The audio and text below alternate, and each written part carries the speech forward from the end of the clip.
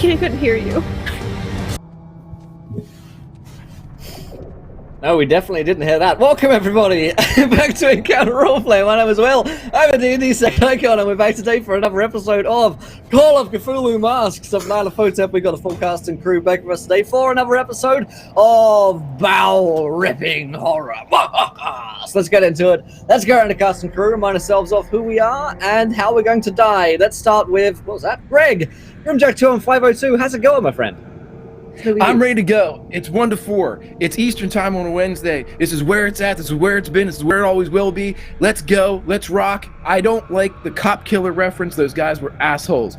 So whether or not they carried a badge, they had to go down. Power perceived versus power factual. Let's rock and roll. Go, honey. You guys are more like asshole killers. Lindy, how's it going? Hello, dear. I will be playing Catherine Jordan. I'm Laugh Love Lindy. I'm a totally, completely ordinary trophy wife with no interest in bounties or assassinations at all whatsoever. Wow. That sounds like a guilty conscience, but we have Tom with us today. Tom, how's it going? That was straight to the point, wasn't it? Don't try and dodge that. That's how I introduce myself to everyone, by the way. Yeah. You do get a lot of funny looks, don't you? Yes, I'm Redundant UK, here again for another week of lovely Call of Cthulhu. I'm playing Dr. Lucian Ernest, the doctor who's been battered and bruised and slowly repairing himself over time, as healing takes a long time in Call of Cthulhu. So he's basically hiding most of the time. It's a good thing that you guys aren't getting into any kind of fights. Well, I know. Because that would be bad. Mm-hmm. Good stuff, all right. Of course, we have Pruitt back with us tonight. Pruitt, how's it going? It's going amazing. I can't wait to get to this after getting to play with Lindy, with Dawn, in person at PAX Unplugged.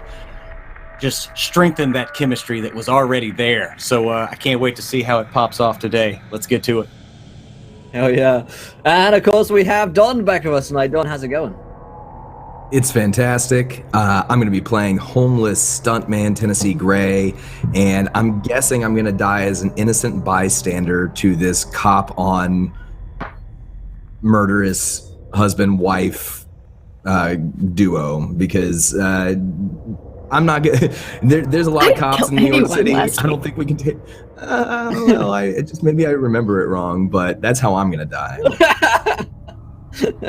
Maybe I'm just remembering it wrong, but I'm pretty sure you guys killed some cops last week. But hey, that happens, such is life. Sometimes these things, just slip out. So, but before we get into today's game, I'll remind you guys of a couple of things. Thanks so much. Hey, 12 months, Charlie. Oh, yeah, goddamn. And thank you to Twitter Vector, FPS Monkey, and Nerdgobo, all coming on the subs today. Appreciate it, you guys. And we are dangerously close to a viewer decision as we kick things off. And as I said last week, I would just hate something bad to happen to these guys, because I just care about them so much.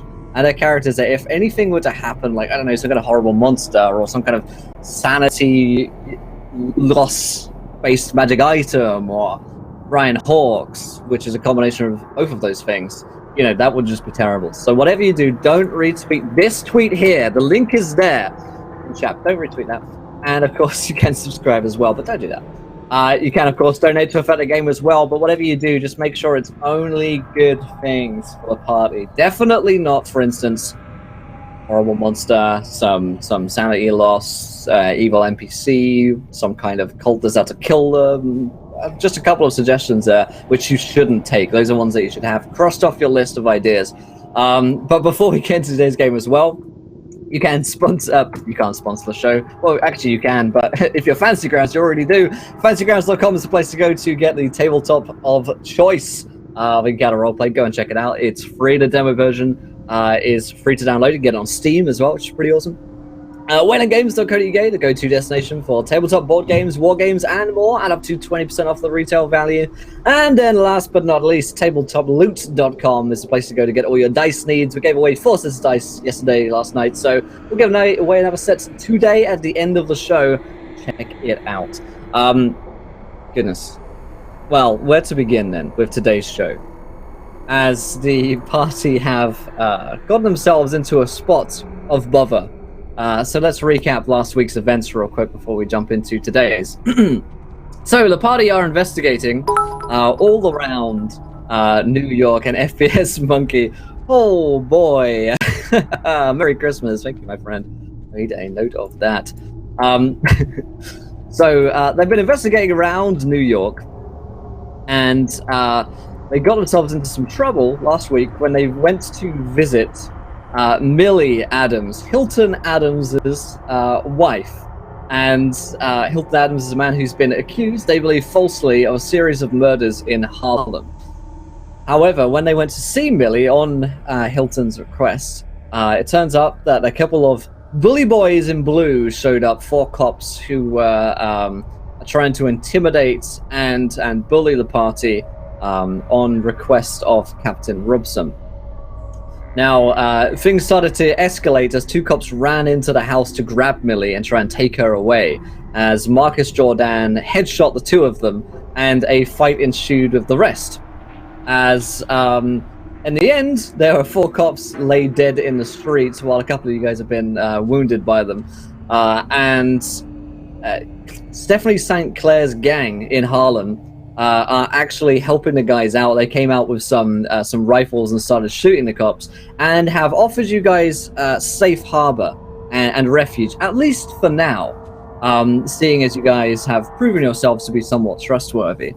Stephanie St. Clair is a gangster and gambler, but she also mentioned to the party that there is a bounty out on Captain Robson's head after the various atrocities he has done unto Stephanie's people, which certain parties are interested in. And so that's where we'll begin, in Stephanie St. Clair's house. The other gangsters are around, of course, and Lucian has been attending to Millie Adams, who was shot by the cop. She's going to live, and most of his medical attention has been you just need to check on her every now and again, basically. So you're with Millie, and she's just told you about the bounty on Captain Robson's head. I believe Catherine and Koskov started asking a few questions regarding the bounty. Stephanie mentioned that she is a multi-millionaire and has access to a whole lot of money to pay for such a thing. And that's pretty much where we left things off. So you guys are all in the same room, and Stephanie, of course, is this very beautiful woman wearing a very beautiful sort of ball gown dress, which is far and far away something that you would expect her to be wearing in this place. It looks like she may have just come from somewhere else, because you wouldn't just wear this around your house. She's smoking a cigarette. She's told you about the bounty. What do you guys do?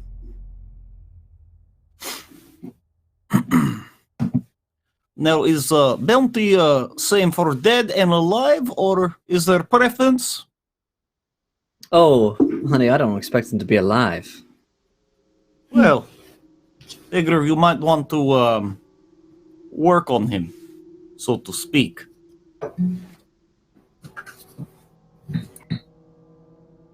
But do you have anything to drink?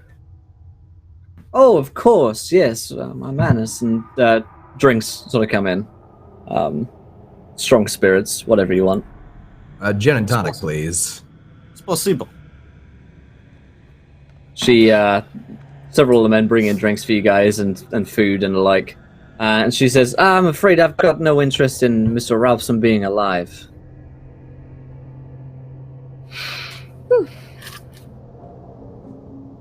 Noted. Can't say I blame you. He's a right arsehole. He certainly is that. A nasty piece of work, and those that he works for, but let's keep it to Robson for now, and maybe there'll be more work for you later as well. Right, well, we do have the House of Juju we were going to. Maybe This we is could... true, my friend. Maybe we should get on that. She nods. And she remembers remembering the conversation you had with her before weapons are brought into the room. And there are indeed some shotguns, which look like they could be stashed in a coat of adequate size. And basically they bring in a bunch of armaments. Koskov, you recognize some of these because there aren't exactly many dealers of this sort of grade of equipment. You are, of course, one of them. And another one is your old pal Felix. Felix has also mentioned that he could supply very similar goods, and you would suspect that these would be sourced from him. Felix is good man of work, but I could get you better quality if was your liking. Perhaps for bounty instead of payment, we could work out some deal, as you say. Well, let's see first about this House of Juju and Captain Robson, and maybe I could be convinced once I've seen your work in action, Mr. Romanovich. I'm sure you will. All right, then. Well, help yourselves to this, ladies and gentlemen, and best of luck at the House of Juju. I'm afraid I've got some other meetings I've been called away to, so I can't stay much longer, but it has been a pleasure to meet you, and my best advice would be to stay far, far away from any cops. If I know Captain Robson, he's not going to be happy about what just happened. That he will know. Thank you for the advice and for the shotgun. And is this trench coat up for grabs? And he reaches up and looks for a trench coat, like where the coats are hanging. Yeah, Catherine is gonna, because she grabbed a bunch of clothes from the house across the street. Anyone who has any blood on their clothing, she's gonna hand them a clean shirt, different shirt, jacket, hat, that kind of thing. Right. Yeah, Lucian's changing clothes. He's probably covered in blood. Yeah, change herself too. Pin her hair up, stick it under a hat. You'll notice Koskov has already changed, like he has another suit on, somehow. Were you wearing that suit under the other suit, or...? Do not like to tell secret, Tennessee. Maybe one day over drink.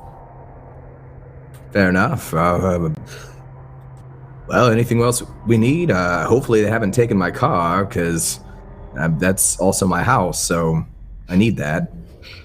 Must be the car. We parked it in the garage. It's in the garage, yeah. Brought it into the garage, you'll be fine. Make sure you, well, you may want to wait a while before you leave. I expect this whole place to be crawling with cops.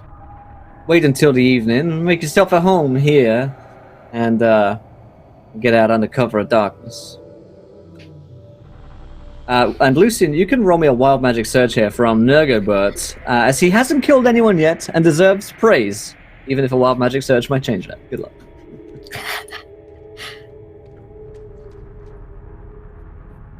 Yes, and looking for my next trick.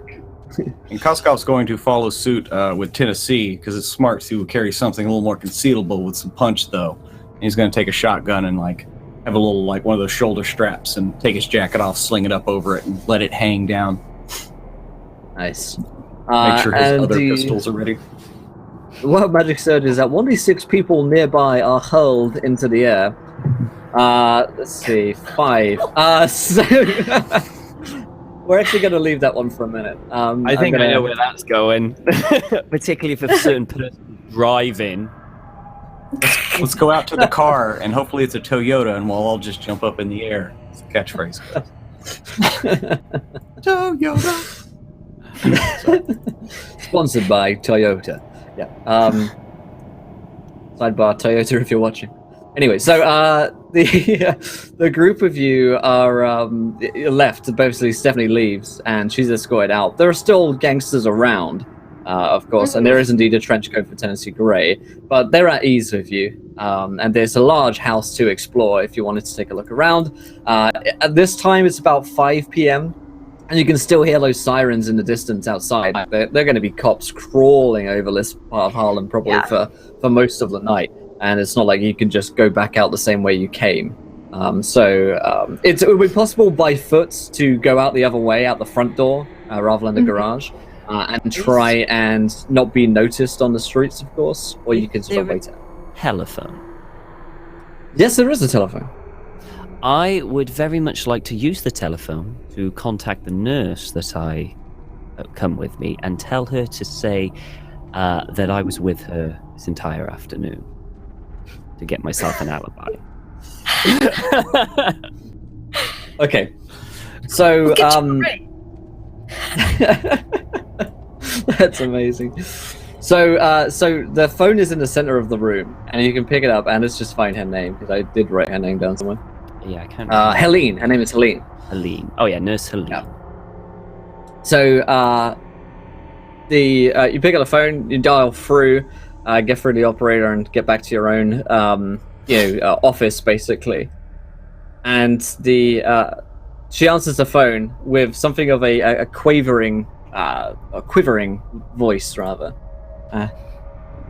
Yes. Helene, are you okay? You seem rather distressed.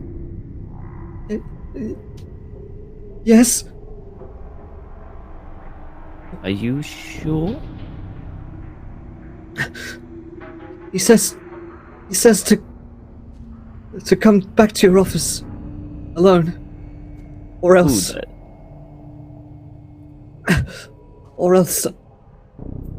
I'm next. Who tells you this? 1, 2, buckle my shoe. Say goodbye. And the phone Doc. hangs up. Okay.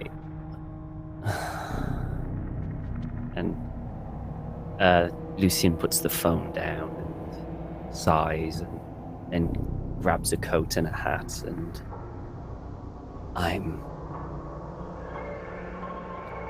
I need to be somewhere. And he goes to the front door. Whoa, Doc. Like There's it is, police Doc. out there. It's Yes. not advisable, friend. Unfortunately, time is not on my side. A colleague of mine is in danger, and I could save her life, so... Are you gonna walk there or what? How far is it? I mean, you guys are out in Harlem, so I mean, it's probably like several hours by foot. I mean, you could take like a bus or something, but the police are still definitely out in force. Or This is a cab, matter of pretty much. life and death, or What kind of trouble? She, I rang her to talk to her, and she was under a great deal of stress. She said that if I didn't arrive, that she would be next. I will not let that happen to her. What kind of next? Well, I would What kind of imagine she's business going are to you in? die. I am a doctor. That is all I am. And whatever's happening to us seems to be spreading to the people around us as well. And I won't let her get hurt because of this. You don't have to follow me, but... do you need a ride? I've got to do. Actually, it would be advantageous, yes, but would your car not draw attention, as they know? Well, they'd have to keep up with me. Well, perhaps we can work out a deal with our current, and he looks around to the people here, partners.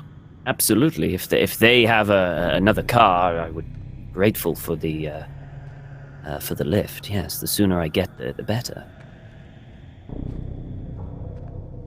Who's kind of in charge of this place since St. Clair? A resplendent offering. Well, let's see. 4 wild magic surges from Isriva, too redundant. We'll get rolling those, Tom. As you're ready to buckle your shoes, my friend. So yes, there's like one guy who seemed to be like the lead rifleman before, who's still in the room, or at least in the vicinity with you guys. He's got he's very tall, and he's got a lot of tattoos on him, as they all do, that you recognize to be, prison tattoos. There.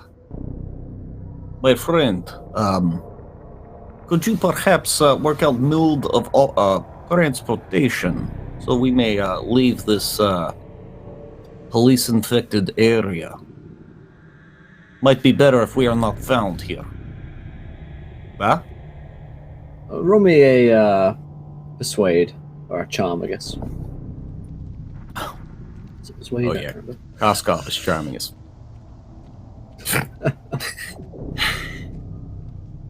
You never know. He sure Holy is. shit. He sure is. As like Koskov is making sure to show his prison tattoos to know that we're Right. we're on the same level here.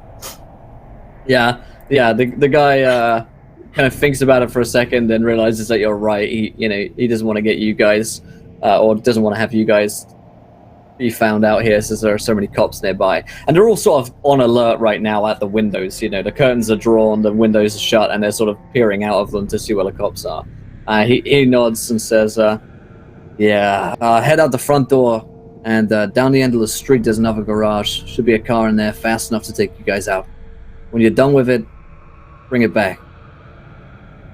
We will have full tank of gas, even. Do not worry, my friend.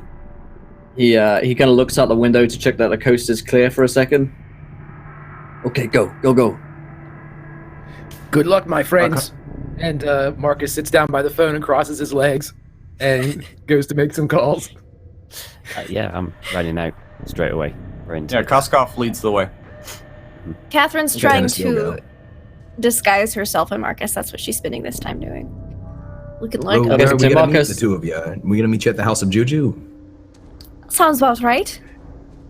Uh-huh.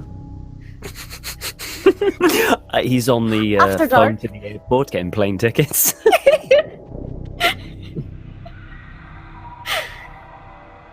Okay, so you guys, so we got bottom half of the team headed out the door, and the top half staying behind. Okay, so you guys run out the door, and they disappear from sight. The camera remains in the house.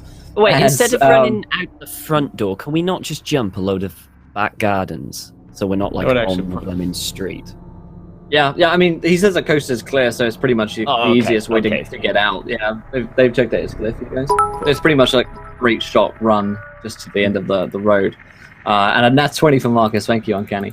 So the camera stays back in behind and sort of peers back to the two who are still in the room, Catherine and Marcus Jordan. What are you guys doing? Catherine's getting all her weapons set up and taken care of in case we happen to come across some Captain Robson of some sort. She's definitely asked if they have any poison here with which she can coat her blades, and she is disguising herself and Marcus to not look like themselves. She is putting her hair up. How do you go about asking a man if he has poison? Well, they offered weapons. She's like, "Oh, I see you have a lot of weapons here, but you wouldn't happen to have any poison, would you?" What kind? Well, the kind to kill a man. And she'll just rattle off like 8 different, like her preferred types. Yeah. More common types. Yeah, this is like probably too specific for him. In some cases, he's like, "There's some rat poison out back." All right, do you have any bleach? He kind of looks to the guys as though, "What the hell is this girl asking? Like, why do I have bleach?" He sort of looks towards the heavy guns in front of you. "Maybe I could find some if you really needed some bleach." You see. Well, have to make sure the weapons are very sanitary, and I'd love a bit of that rat poison. She's gonna try to basically make her own, concoct a little bit of poison for herself with some household chemicals. Because stuff Some back bleach and then some was rat poison. super potent. Yeah, bleach, rat poison. She'd also I don't want to list off specifics, but the household They chemicals. can procure back some, then. household chemicals. At this time are probably damn Pretty dangerous easy. to have. Yeah, they got the triple skull and crossbones. She's gonna just coat her blades, a couple of knives, some violin strings with that, and get make sure all her bullets are good. And then she's gonna. Well, Marcus is on the phone, and then she'll disguise herself and him. Marcus, who do you call? Marcus is going to call one of the 3 travel agencies or travel brokers that he uses in the area, and the conversation would go something like this. Hello, this is Casper Walton. Looks like I'm going to be taking a trip. I'd like to go anywhere in the continent of Europe. Could I please book a passage? I'm not sure when I can make it to the docks or the airport. How many shrimps do you have to eat before you... Thank you, Felix. Music comes through on the donation sometimes. Strange eldritch music plays in your ears as you say this. I don't know how many shrimps I have to eat, but I love shrimps since I am American. Yes, so if you could book me a passage on either aircraft or plane starting on the hour in about 2 hours. Yeah, they get you the flight out of there. So you're booked on a flight to, somewhere in Europe. Let's say it's like Spain or something like that.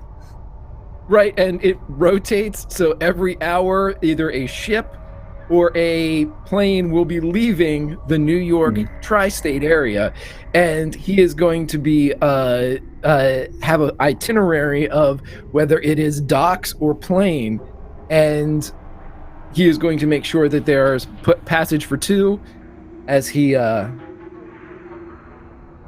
prepares an escape route. All right, and Felix donated £5 and gave us some flamingo music. Wild Magic Surge for Russian. Also, well, you're only 2 years older than me. Also, and why are there not more Burb gifts? I wish I had the answers. But I do have a Wild Magic Surge for you, Rod. So let me know what you get, and we'll look this up while you're running down the end of the street. 284. Beautiful. And yes, what did you get on your rolls here, Tom? I had 2840. Ooh, okay. Let's do Pruitt's real quick. All ink within 50 yards is powerfully hallucinogenic. We'll say that the ooh, yeah. Tattoos. I like that. I was going to go with tattoos, or I was going to say that the concoction which Lindy is making could be powerfully. Yeah. I think these household bleaches and chemicals, like Little smell ammonia. alone, probably enough to, yeah. Tom, did you roll 2840 twice? No, Yeah. once. Oh no! rolled That was something else. No, I didn't roll it Okay. twice. Don't worry. It Oh, was. You can okay, click and it's drag it, and it gives you the I same clicked result. and as dragged that. Oh. it. Yeah. Oh, Yeah. I was going to run screaming out of this place. So 2840. If you are wearing a magic ring, your clothes turn to lead. You're not Okay, wearing a magic ring yet, but we do Do you have want me to keep a. an eye on that? Yeah, keep an eye on that one, because occasionally magic rings do show up in Call of Cthulhu. The next one is I'm totally not wearing one 2051. right now. 2051. Your hand adheres to the next tree that you touch. Keep a track of that one as well. And Okay. 1331. Yeah. You are wearing an ornate mask made of the most delicate glass. I'll get to that shortly as well. Yep. I'm gonna keep a hold of that one. And the last one, 3975, is while you sleep, you appear to be a perfect cube. Let's say that the doc sort of just like he sleeps in the most cubey manner possible. He looks like really like you really cuddle up. That's going back from the war where I had to sleep in really confined cube. quarters. Yeah. Yeah. Your childhood locked when in the you were hole for a raised by week. cubes. Yeah. Yeah. All right then. Okay. So, yeah, that's what's happening with Marcus and Catherine. And once you have the calls and you got ready and everything, are you guys headed somewhere? The two of you. Oh, we're not leaving till after dark.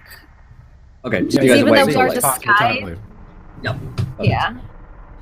It's Okay, better to go. so Tennessee, Koskov, and Lucin, you guys run down to the end of the street to a garage door, which opens up when you pull it open, and indeed there is a fast car in there. If anything, it's a little bit nicer than yours, Tennessee. It's same model, but like almost new.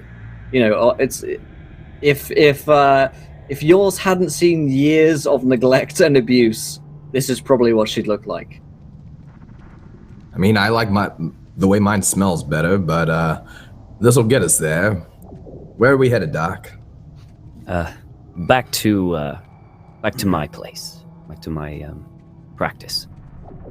All right. Well, you just read me the way, and Yes. And Tennessee, I strongly recommend that you do not speed and draw attention to ourselves. Blend in with the traffic, which could possibly be the traffic of New York City of speeding, and just blend in. I mean, that's one way to go about it, Doc, for sure. I'll keep that under consideration here shortly. And he leans back, goes to Koskov. He's going to ignore exactly what I said. I trust Tennessee. He's a good driver. I've seen him in of movies. that I have no doubt. Tennessee hops in the car and sets the cane out to the side and loosens the panther head of his cane just in case, something happens. Make sure he sets out the shotgun wrapped up in his coat and sets that down to the seat next to him. All right. I'm going to direct him to a rear entrance to the building, where would be a bit easier to, a bit more, not so public to get in. Okay. So you guys race through New York, and Tennessee Gray, you need to roll me a drive auto. It starts off slow, but it just doesn't last very long. He gets faster and faster and more aggressive as the drive goes on. Must always start somewhere. Oh shit. Oh no. Oh boy, really that's fast. yeah. So here's the problem. Wait it. Yeah, go ahead. No, I'm not Did gonna you wanted to? Okay. I was thinking about pushing the roll, but I'm not going to do it. Push You can pedal push to it, pedal. All right. So here's what happens. As you are racing through the streets of New York to get to the doc's office in time, much attention is being drawn to you guys on the road. And it's not long before, as you're going out of Harlem and all the sirens are blazing off, you hear a siren going off very close to you guys. And you look in your rearview mirror and you see that there's a cop car on your back. Well, That didn't last long. they must have seen us. Well, I don't feel like killing any more cops or being involved with any more cop killing. So let's just say we lose them. Yes, make like that movie where you drive around and jump train track. Are there any train tracks around here? How congested is this area? What sort of options do I have here? Yeah, so you're out of Harlem now and you're closer to the doc's office than before. Yeah, you do have a fair amount of congestion as sort of everyone's like finishing work. I guess you're hitting that rush hour, peak time. Everything gets really busy. But it's safe to say at this point that you're in a cop car chase, and so cars are just like peeling away from you guys as you guys are racing down the street. So yeah, you can blaze through traffic and try to lose them with speed. Or you could try to duck into alleys and try and lose them again in like quieter districts. So I think what I want to do, Tennessee starts to slow down as he's approaching an intersection. And if there's a car coming across, right at the last minute, he'll step on the brakes and try to turn around the car so that if the cops are coming up on him, they get blocked by the car, maybe smash into the car. Okay, that sounds like a hard drive auto roll to do a All right. difficult stop. Oh no. Okay, here's a question. Would you like to push this? You see the car. If I push it, I need an extreme. That would be an It's a extreme, beautiful right? plan. That's up It's to beautiful. extreme, yeah. Yeah. There's a beautiful plan where Tennessee is like, there's this car about to pull out, and I'll stop at the last minute and turn it, and it'll be fine. Well, what's happening is that you guys are about to careen into a car at full speed. Well, I mean, I don't think it can get worse than that, so let's go ahead and push it. He pushes the pedal all the way down, he spins the wheel. This is how you will die. Yeah, probably. I was wrong. Oh! He actually did quietly and nice. You'll not finish without fight. Shit. Holy shit. I think, yeah, that was pretty much exactly what you needed. Man. And Adeline, thanks so much for the Twitch Prime. You push it real, and yeah, so at the last second, Tennessee just like brings her around, and in fact, Tennessee, why don't you describe it to us, this like last second stop? So it seems like this car is gonna crash into the backside of our car. There's cops right behind us, and he spins the wheel, pulls back on the brakes for a second. He goes parallel with the car passes by, and then he guns it so that he's now heading down the side street, and any cops that were behind him are either going to have to dodge this car or crash into the car.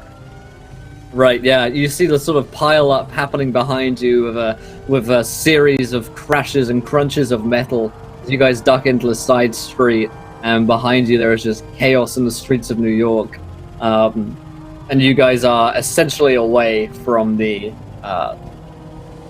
main pile up and out of trouble as you shake the 5 bounty stars that the cops had on you. So Tom, I think you said that you were gonna direct Tennessee into like the rear entrance of the office block. Okay. So yeah, shortly thereafter then, you guys will arrive at the back of the office block, and you've got the sort of fire escape staircase running up to where Lucian's office is on the 3rd floor. Lucian will step out of the car. Well, I guess this is where we go our separate ways. He said for me to go up alone, so... Tennessee grabs his coat and he says, I can't let you go up there alone, Doc. We're dealing with a madman here. He could just kill you. Very possibly, yes. But if I go up there with anyone else, they will most probably kill. What office? It's just up there, and it's probably on like, I don't know, probably not a massive skyscraper. It's probably like 3rd, 4th floor, if that. Yeah, I think yours is on the 3rd floor. He said. Yeah, 3rd floor. I mean, we could do it real quiet, like, so they can't see us. You know, we should think about this. We shouldn't just walk right into whatever this killer has laid out. Well, one way or another, I have to walk through that front door. If you wish is there other way into building? There is the fire escape, just behind us. That will go up to a window Why didn't you say so? overlooking... Well, this isn't my type of things that I do. I'm very new to all of this. Lucky for you, Doctor. This is type of thing I do. Let us see. Shall we go up fire escape? Give us 5 minutes, get in position, then you go in. Right, yes, I will, of course. And he'll flip up the kind of big coat that he's got to hide his face and put the hat down and then walk out to the main street and just wait about 5 minutes before entering the front door. And we'll follow the doc's directions and kind of go up to the fire escape and try to go to the office next door, or at least near that area. I also think we should consider maybe disabling the fire escape in case they get out through it past us and they're trying to run down it. We don't want them to have a way out. This is our chance to catch whoever's behind this. You're a man of worldly knowledge. We will do this now. Is this the sort of fire escape where we can like pull the ladders up and maybe like out and, you know, kind of get them away so that as we're going up, we can kind of disable the exit route? Yep, it would take you some time to do it, but you could feasibly do it. Yeah, Okay. Tennessee will do that. And you notice that he's not limping anymore. He's not really holding back. He's like climbing up, like when he's climbing the ladder, he's like swinging around, like he's very, very excited. You can see his shoulders and feet bouncing with the adrenaline of having just caused a massive car crash. It was good driving. Oh, thank you. Yeah, that was fun. Imagine if they use you as actor instead of stuntman. Actually showing stunt and actor same moment, much more box office revenue. I've been telling him that, and I've been taking classes, but this probably isn't the time to talk about this. But Small talk, fire escape. yeah, small talk keep you level-headed. Oh, that's true. Yeah. Well, I've been taking classes, and I would love to be a star. I think there's like a real scene where you can see the actor's face as he's doing the action. That's what I want. That's the future of Hollywood. It's true. You are visionary, my friend. I will back you if you want to start your own company later. Thank you, Koskov. I'll remember that. Ah. So meanwhile, cutting back to Lucian, who's running. You're running through like the front door, right? I'm not running. No, I'll be walking through the front door. I don't want to attract too much attention to myself. Okay, so like the office building secretary is there. She recognizes you with a smile. Hi, Doc. Hello, Susan. Good to see you. Anyone in? Oh, just I think Helene. Oh, good. She had a visitor. Said that he was gonna have to wait for a while until you'd come back. Oh, I see. Did you do you know who it is? Did he leave a name? I can't remember. Now I come to think about it, I can't remember what he looked like at all. That's perfectly fine. Don't worry about it. Well, I'll see you later. He said that you were expecting him, so I sent him right up. I hope that's okay. That's perfectly fine, of course. Thank you. And he'll slowly start heading up the stairs. And at first, the steps are kind of like okay, but as he gets closer and closer, each step is feeling heavier and heavier. He's having to find himself grasping the banister to get up until that final last step where he has to really push to get up. And it's not because it's because he's tired, it's because he's absolutely terrified. And he takes a deep breath and moves forward towards his office, and his hand reaches out towards the door handle, and it's literally shaking. And he grasps hold of it, closes his eyes, and takes another deep breath. And he opens the door slowly and walks in. Yeah. The door swings open as with a heavy breath and a heavy heart, the doc opens it up. Outside Koskov and Tennessee, you guys have finished the fire escape, and you guys can be, at this point, sort of breaking in and getting into next door's office, if you like.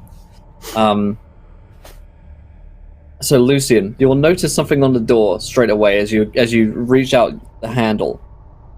There is a sign on the door, some kind of symbol, which is written in black paint.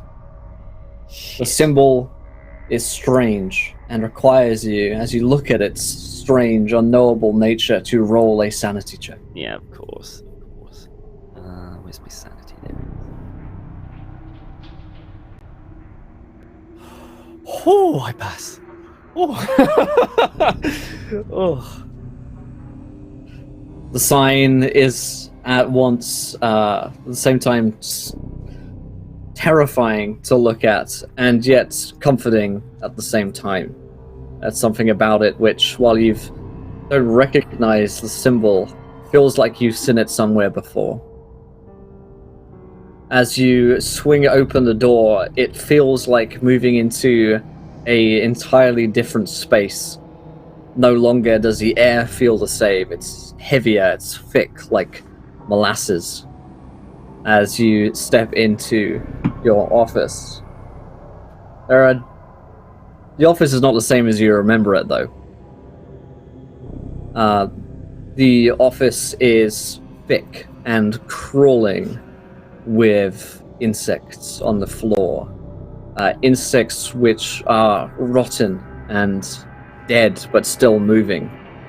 And you see large, thick maggots, the same ones that you've been studying for so long, writhing on the ground. But this time there are more than 2 or 3 of them. There are hundreds, maybe thousands of them, a whole colony of these creatures nestling and squelching underneath your feet. It's almost impossible to negotiate a footstep without squelching into one of their large and bulbous bodies, which causes a excretion of juice and squelchy grey matter across your foot and across the floor.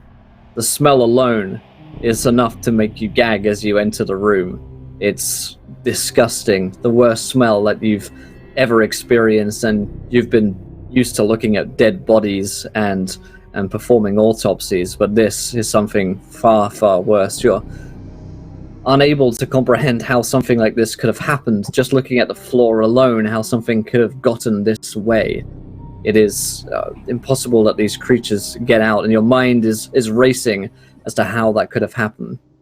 In the center of the room, as your eyes are finally able to tear away from the maggots writhing on the floor, you look up to see Helene, the nurse, and she is not at all how you remember her either. She looks as though she is bulbous and moving. Her skin is writhing. She is naked, and you can see underneath her skin what look to be large movements that are unnatural. It is clear to you immediately that there are maggots underneath her skin, which seem to be moving and tearing away at the flesh. There are hundreds of them inside of her, which make her look almost filled like a balloon. It is the most horrific sight that you could hope to have seen. You've no idea how they've got in there, let alone how they've been moving within her, and that she's still alive somehow, because her eyes are wide in terror as she stares at you from across the room.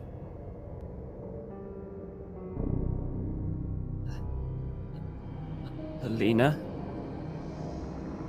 What? Can you talk to me? Eyes are agape as she tries to move her mouth to speak, but all that comes out of her mouth is another of these creatures that she almost like vomits forth from her face. And the creature slaps down onto the floor with a wet sigh. No, this isn't possible. Something is wrong. And Lucian's going to look around to try and find any logical explanation to any of this. He's a man of science. He goes straight to what he knows best, and that's logic. And he's desperately looking around to see where this has come from. Maybe a box, someone made a delivery or something like that may explain what the hell is going on. Roll me a spot hidden. Spot hidden, like.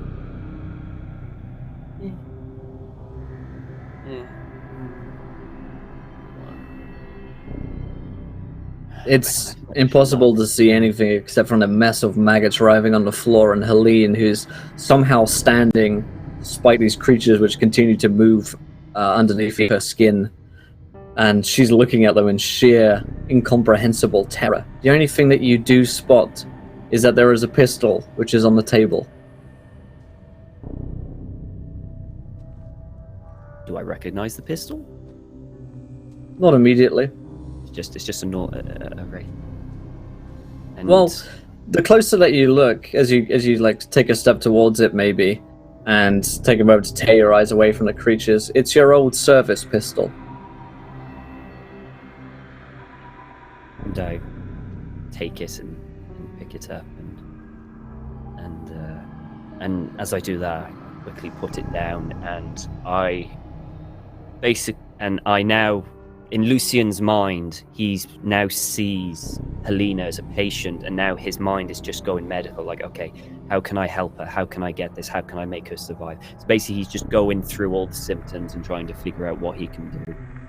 He's getting desperate here. So can I... roll me a medical check. A medicine check? Yeah.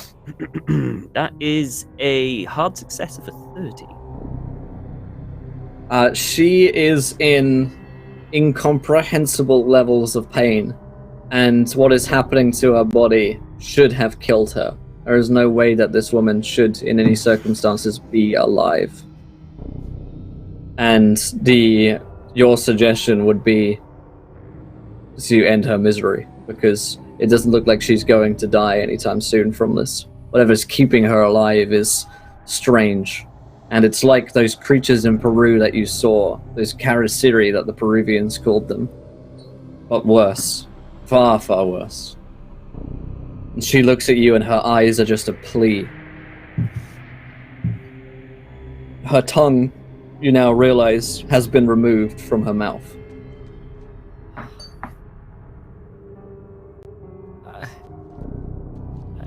And he's kind of like looking into it. I can't. It's not what I can't.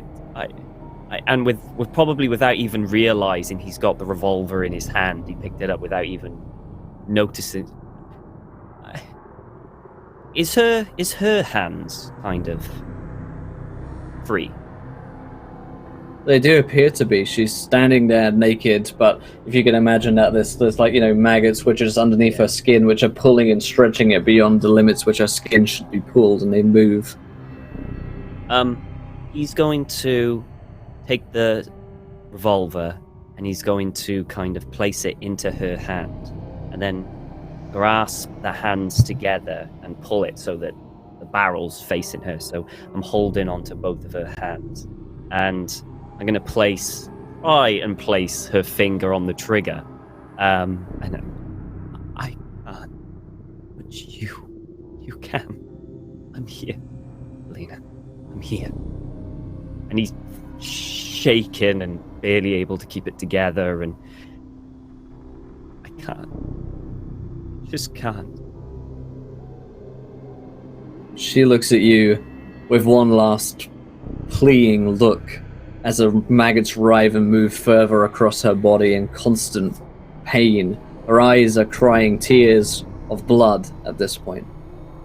She doesn't look like she has the strength. And he'll let out a whimper. And he'll turn and pull the trigger. And as he does that, everything in his mind just slows down. The ringing kind of just echoes around him for what seems like eternity, which is probably over a second. And he staggers back in slow motion, dropping the gun. His entire world seems to be of confusion. His eyes just well up with tears, and he just looks around and looks at his own hands, and he has no idea where he is. He's just kind of like in limbo at the moment, trying to figure out what the hell is going on. And he'll be like that for a good few minutes, just trying to figure out what's going on. Yeah. Outside Koskov and Tennessee Gray, you guys are in the next room, which is empty at this point. And from I guess you guys like listening to the wall or something like that, trying to hear in what's going on in there. You hear the doc open the door, sound of the door opening, and you hear what seem like to be like whimpers from a woman. And then her voice gets louder. No, please, Lucian, no. At that, I think Koskov would probably start moving in to the next room. The screams get louder. Please, anything, I'll do anything. You rush into the room as you watch as Dr. Lucian Ernest places a pistol to Helene's head, pulls the trigger. She dies. The room is perfectly normal.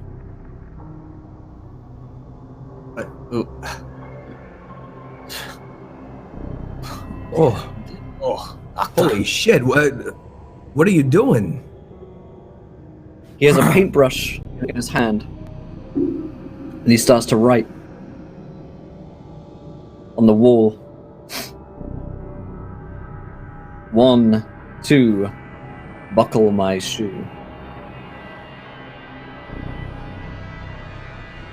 Koskov has just a pistol in his hand, and he's not pointing it at the dock, he's pointing at the ground.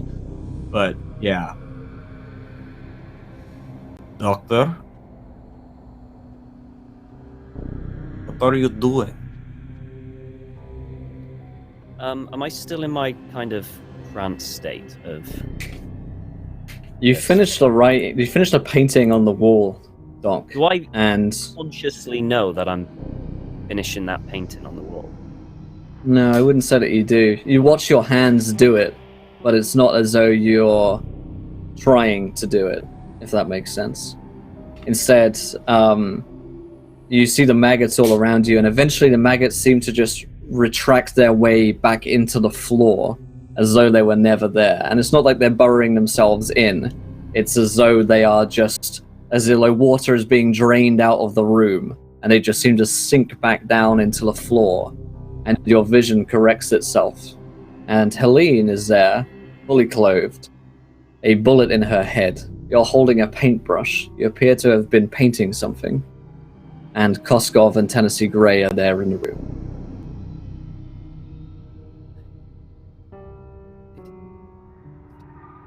Did you see? Did you see? Doctor? Will you hand me that gun, please? Please. And whatever you do, put down the paintbrush. He just drops the gun and the paintbrush, and maggots. There was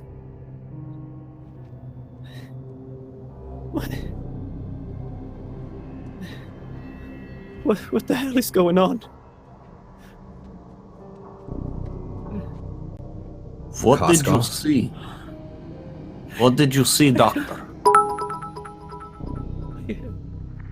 The room, there were maggots. There was gore. There's everything. And Helene, she was dying. She was.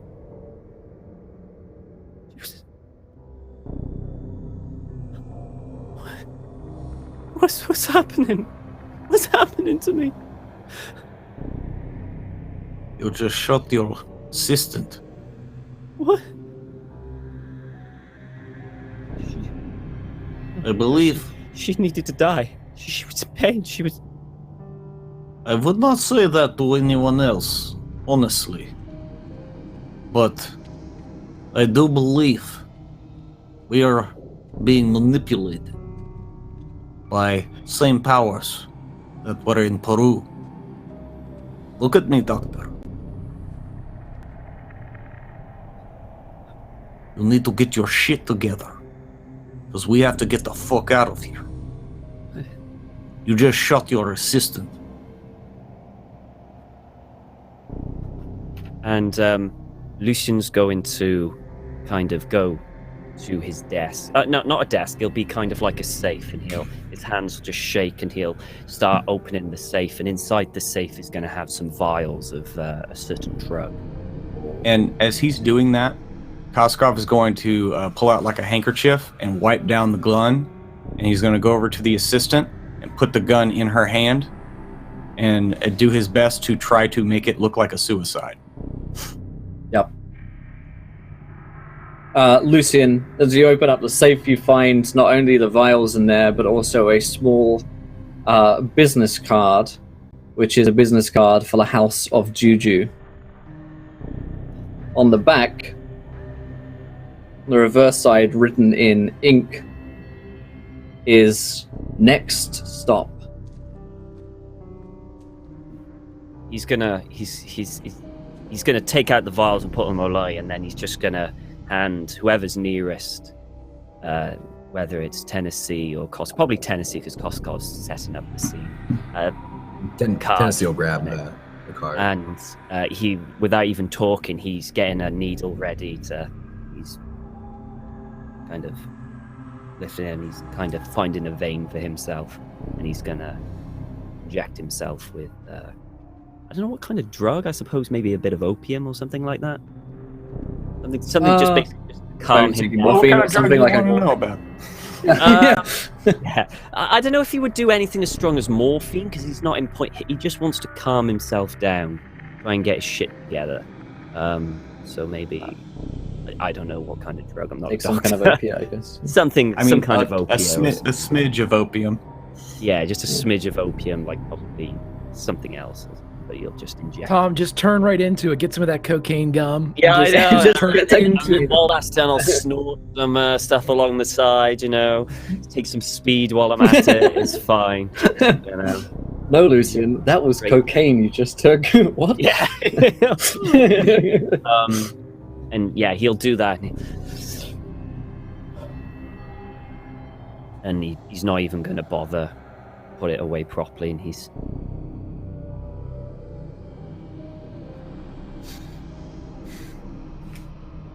And he kind of just puts on his coat and...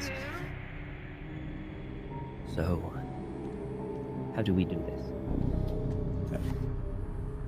Out through the back again. Guess I'll have to fix the fire escape. I was seen coming in. Look, they're already looking for us, Doc, and I'm not sure what's going on here. We don't have time to talk about it right now, but I don't believe you did this. I think someone else at least. I don't know, but this card says next stop, House of Juju. I think we need to get there as quickly as possible, and the fire escape's our fastest route. Besides, someone probably heard gunshot, so... Yeah, we need to be going. We should have been out of here a minute ago. Okay. I will follow. I will follow. You watch your step. You just shot yourself up real good there, Doc, so, don't look down. Tennessee will open up the window and climb on out. Okay. It seems like no one has paid too much attention to the gunshot. Most of the officers. Gunshots happen all the time. It was fine. That's true. Most likely someone will come to investigate soon, though, but no one's immediately ran in. It seems like at least next door, no one was in. So, anyway, you run, rush out back down the fire escape into the car, and hope that you're not spotted by too many people on the way down. Okay, well, how much sanity hit do I take? Oh, it's coming. It's coming. You lose 10 points of sanity in total for shooting your secretary in the head.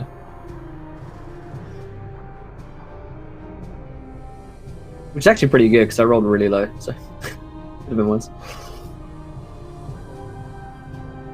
And that's certainly enough for Lucian to be in a state of he has at least a temporary insanity, which I think he's playing pretty well right now. I mean, temporary insanity is that you shot your secretary in the head. It's not temporary, 5 minutes, I'll be fine. Temporary. You'll get over it. It's fine. Whatever. It all happens to us. So Tennessee, once you're back in the car, where are you going? Tennessee's going to pull back out the opposite side of the alleyway, not back towards where the car crash was, and he's going to swing around and take a slightly longer route to the House of Juju, something that's not quite as direct. And he'll do his best to maintain a normal-ish speed.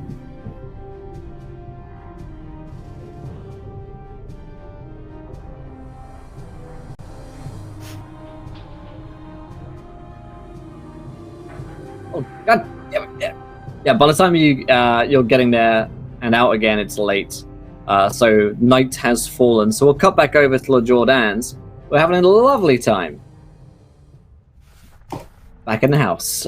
So Marcus and Catherine, by the time it hits nightfall, where are you guys headed to? So there's this plane to Spain. Plane to Spain, you say? I Well- hear the rain falls mainly on the plane. That's what I was about to say. I was wondering. Stepped on your line, I apologize. It's all right. It's all right, dear. We definitely should be leaving the country soon, but do you think that maybe we should try to hit this House of Juju on the way out? Well, Greg thinks that would be a great idea to help produce the plot, but you see, Marcus is going to need to be convinced because Marcus believes that they now have a perfect excuse to get away. So, in character, why should we go to the House of Juju? Well, remember Peru. I hate reminding us of Peru, but it's a terrible, terrible place. It seems we've got something similar going on here, and obviously, they're international. If we hop on a plane to Spain, who's to say they're not going to be waiting for us on Main Street? Or wherever it is we wind up. Wait, I understand that, but I'm not sure that was a selling point as you were describing everything about what has been terrifying in our lifetime in Peru as being why we should investigate. Look, if we figure out what's going on, we can stop it. We don't have to worry about it. Why? These people are going to get us killed. It's a fair point. Fair point. However, I mean, if we don't get killed by that Tennessee just driving, we're going to get killed by the Russian who he's convinced he's a superhero. I kind of like the Russian. He's all right.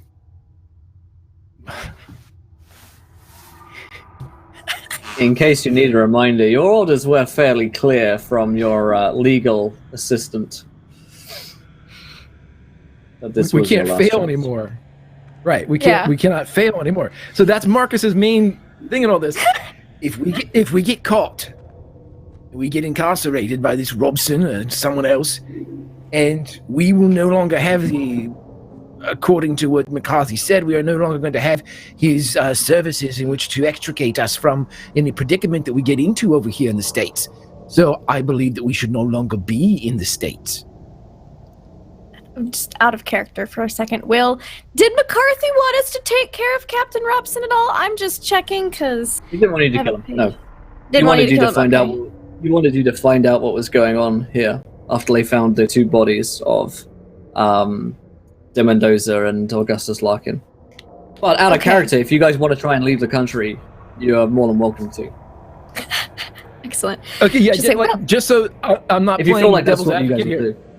Yeah, Marcus is bent here, and this would be a read that Catherine would easily be able to get off of him. He believes they have enough of what was going on here. There was ritualistic murders going on here.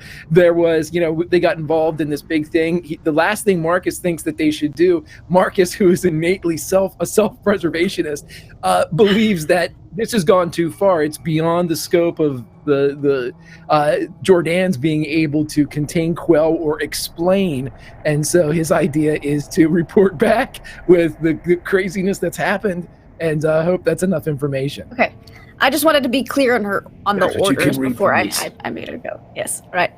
Well, all right. Let me give him a call, McCarthy a call, and see if the information we have is sufficient before we hop on that plane to Spain. Because he hates an incomplete job. And I will give him a ring because we have a phone in here. Yep. The phone answers immediately. Yes.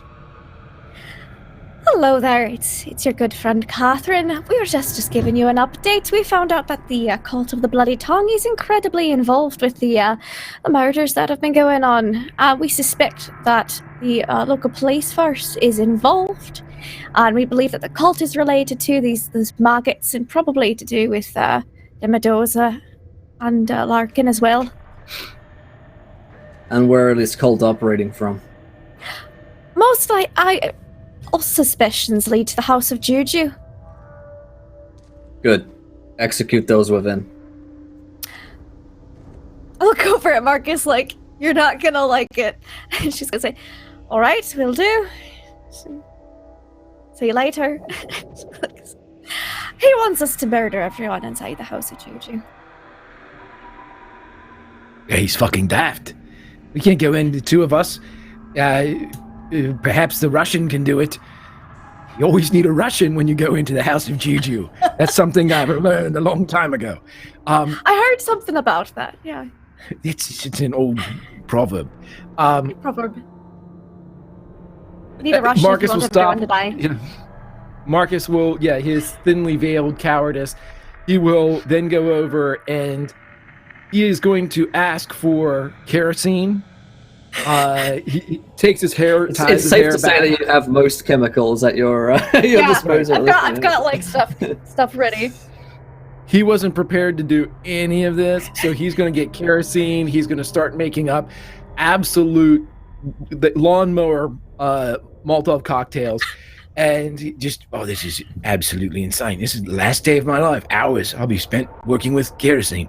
As he just mutters Marcus, to himself. we're going to be fine. This isn't the first time we've murdered an entire establishment full of people. It won't be the last, probably. Unless we retire afterwards. Have you thought more about kids? He falls back deeper into his work. Worst day ever. This is the worst day I've ever had. Yeah, Catherine, with clear orders to murder everyone within, she'll get extra ammo, extra pistol, and just load up stuff into a nice big carpet bag there. All right. Flammable things, good things, and an extra change of clothes for both of them. I guess we should get a cab. Well, wait, we can't with all this. I have an idea, though. He would ask one of the near guards of Steffi St. Clair if it was clear enough now that they had waited the prescribed period of time if they could get Tennessee's car. Yeah, I can use Tennessee's car.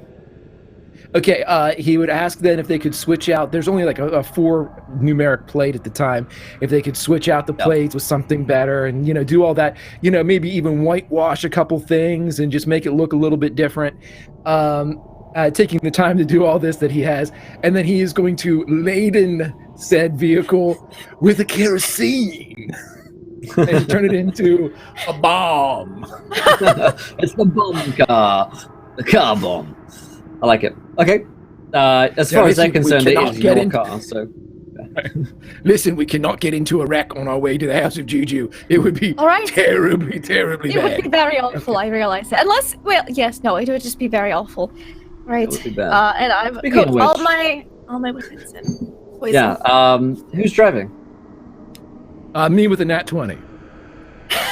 Good answer. Because my next question was, who's gonna roll? Yeah, so, perfect. So, with a nat 20, I smoked the whole way. just chaining them off. Throw them in the back seat when you're done with the fags. Yeah. Amazing. So, the two of you make your Honestly, drive over. Roll out the car slow enough. We can just send the car in with a match and right through the front door. That's all right. Okay then. So, the two groups arrive at roughly around the same time. Probably Tennessee gets there first because he drives ridiculously, but Marcus and Catherine are a whole lot closer in terms of location. So, you guys pull up across the street from the House of Juju. It's a pretty empty-looking street here in Harlem. There are still a few folks milling about in the street at this time. And you see the rickety-looking old antique store, which is still open for business. And it seems like there are a couple members of the public who are going in and out of the store at this time still.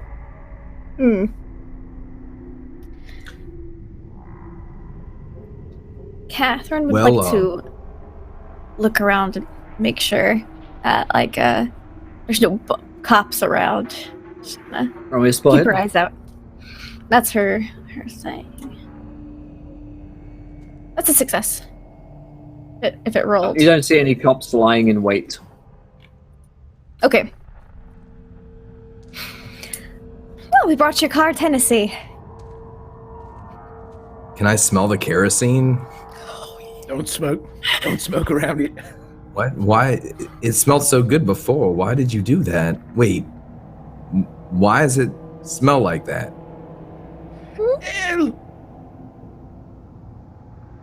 It's going to be a great stunt.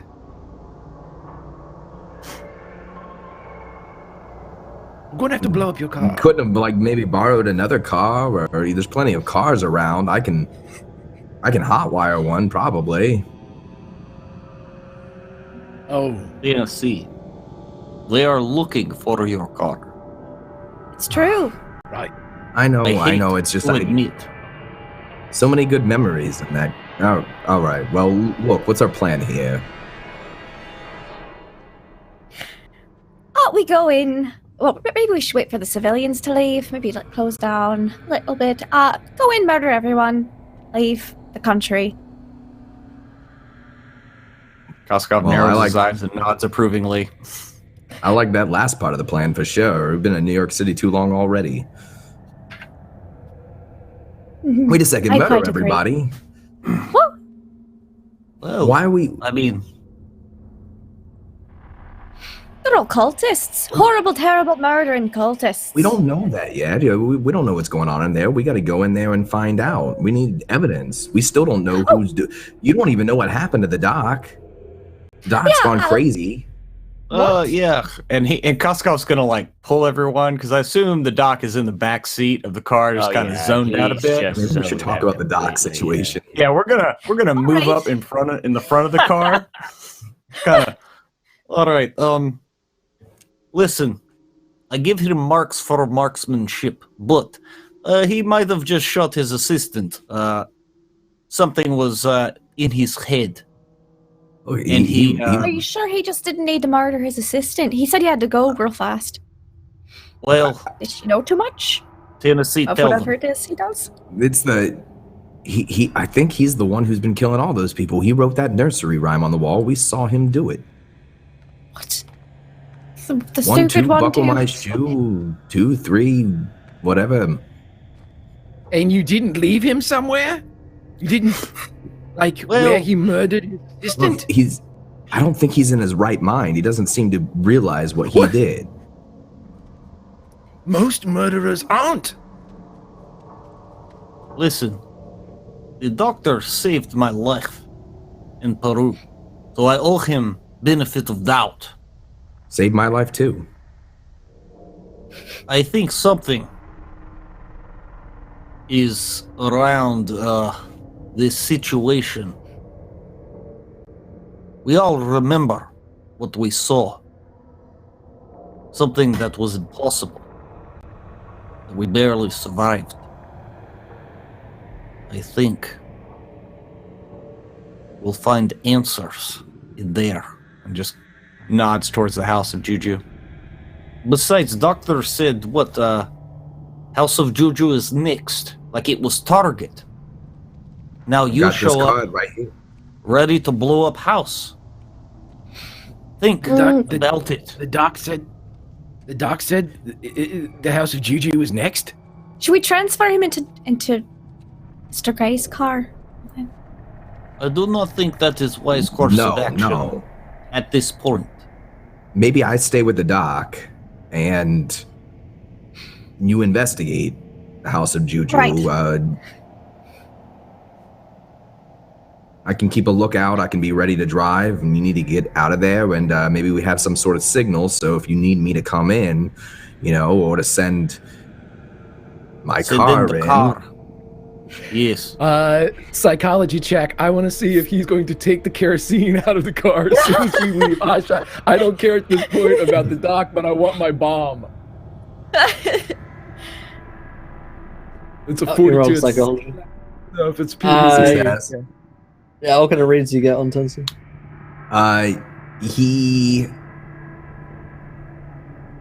He's not saying something. Tennessee, But yeah, we don't have anything else to put the kerosene in. If we have to drive it quickly into the front of the House of Juju and make it, we need to have it in the car. all right. Well, Right. I got this car now. This car's actually pretty nice. I it really pulled me out of a pickle earlier. Okay, what if you're in the process of switching over this completely unmarked car to your old beater, and we need the car with the kerosene to go into the front of the store, and you're Okay. switching? Well, I hear you. You make a really good point. And Marcus, I've decided I'm gonna keep this car that I don't personally own. I'm just gonna take it, and I'm gonna give you this car as a gift. And I'm gonna hang out here with the doc, make sure he doesn't go crazy again. Keep an eye on the front door for you, and if you send me a signal, well, we need 2 signals. 1, I should come in. 2, I should send the car in. So, Send in the car. Send in the car.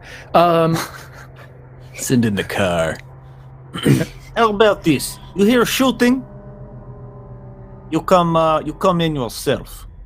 If person or thing come out front window, like object or a person or person's head, then you send in car. That's oddly specific, but I think I can remember that. We like specificity in Russia. Oh, I like it too. Okay, well, just remember, we need to find out what's going on with these folks before, we kill them all. Uh-huh. She's just like strapping weapons to herself and then putting on a coat over it while they're talking. And Costco's gonna go back to the doctor. And they're like, Doctor, hey. Yes. What was it was said to you before we left? You said something about House of Juju was next or something like that. You remember? The card in my safe. Yeah. Said House of Juju. It was said next. I didn't put it there. Someone else must have. Yeah, Koskov, he just can't shake the suspicion that we're being manipulated into being the murderers. So, do not like this, my friend. Tennessee, keep eyes open. I will not be unwitting hitman. Why do you think that, Doc? Do you remember what you did? What? Huh? Do you remember what you did? Yes, I do. Is there anything strange about? Think of anything that might have caused you to just go crazy and kill that poor girl? She was dying. There were maggots everywhere, just like Peru. All right, Doctor. You're a merciful man. I know. I'm sorry for asking. Just Koskov, be careful in there, and I'd hate to see for anything bad to happen to you and the Jordans. There. And you, my friend, keep eyes open. Ears sharp. Will do. So who is headed inside the House of Juju?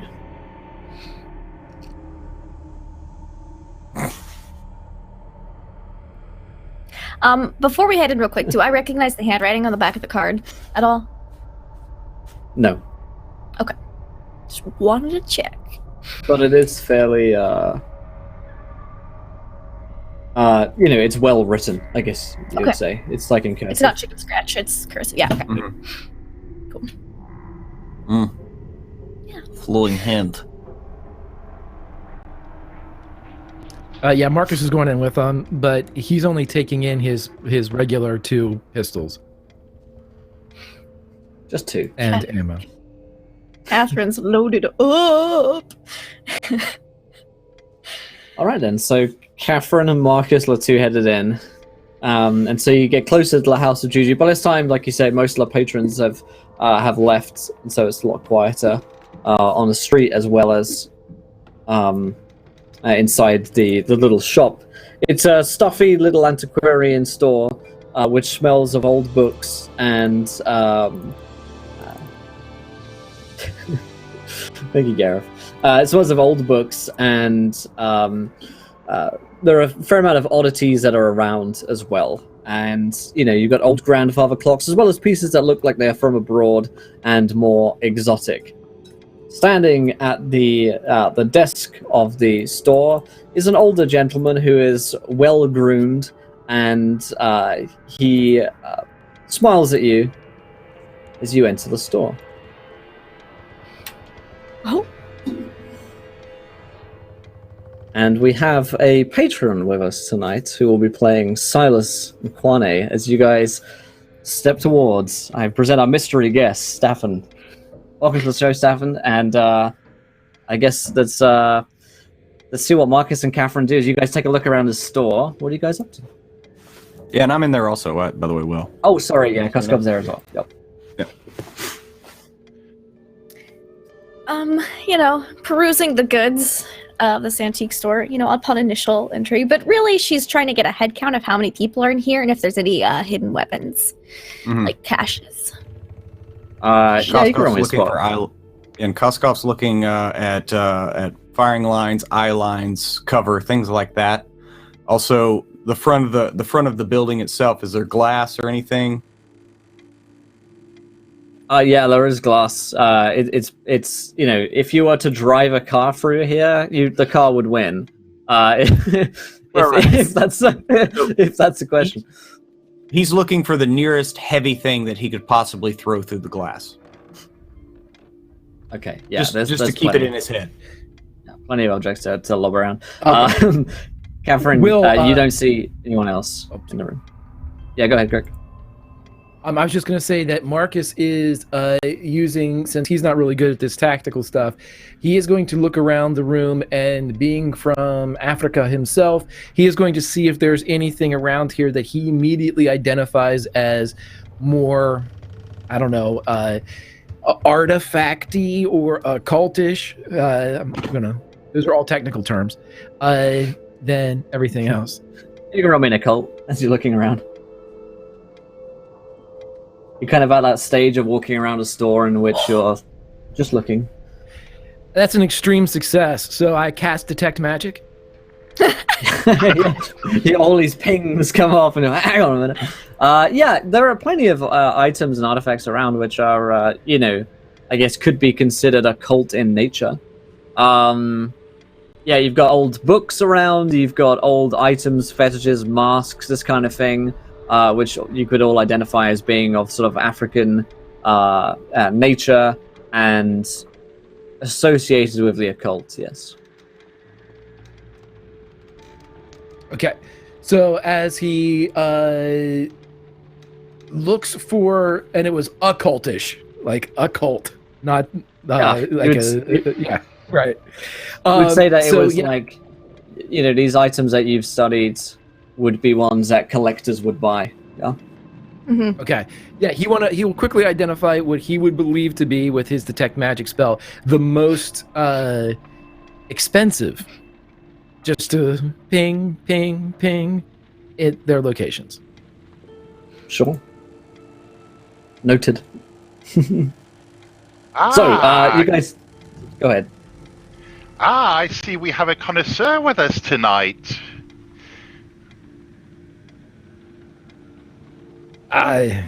Yes, just browsing. I think I've been in the States too long. It's, I needed some culture. Ooh, somebody from the old continent. Well, welcome, sir, madam, sir, to the House of Juju. If we do not have it, we can procure it. Wonderful. I'm actually, he leans forward just a bit, not within any type of arm's reach, or just a bit conspiratorially as he leans in and says, do you have anything in the back? Perhaps something that would be, we have money and I'm always looking for that thing that you can't find anywhere else. Maybe something even priceless.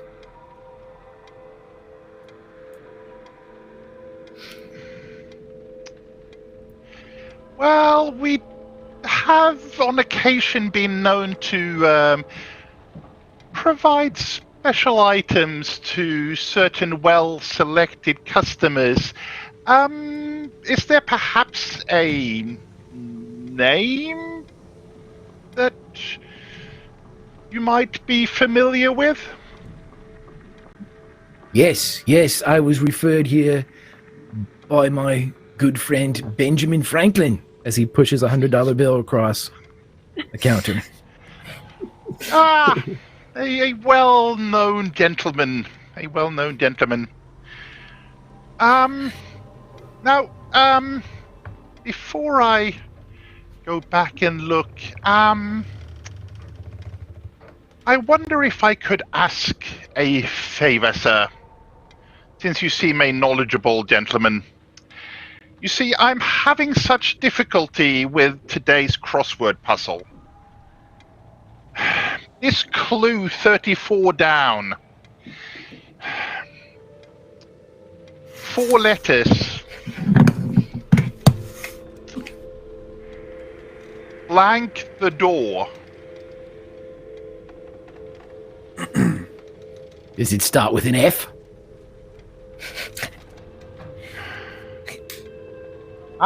No, I don't think so. But it could. I think it might. He takes a couple steps back as he scratches that really irritating itch his gun is creating at the small of his back. And just, hey, anybody know what 4 down means? Blank the door. And his eyes are on Catherine and Kaz. You got sound off. Oh. I think there was a similar crossword puzzle when that time we were in Paris.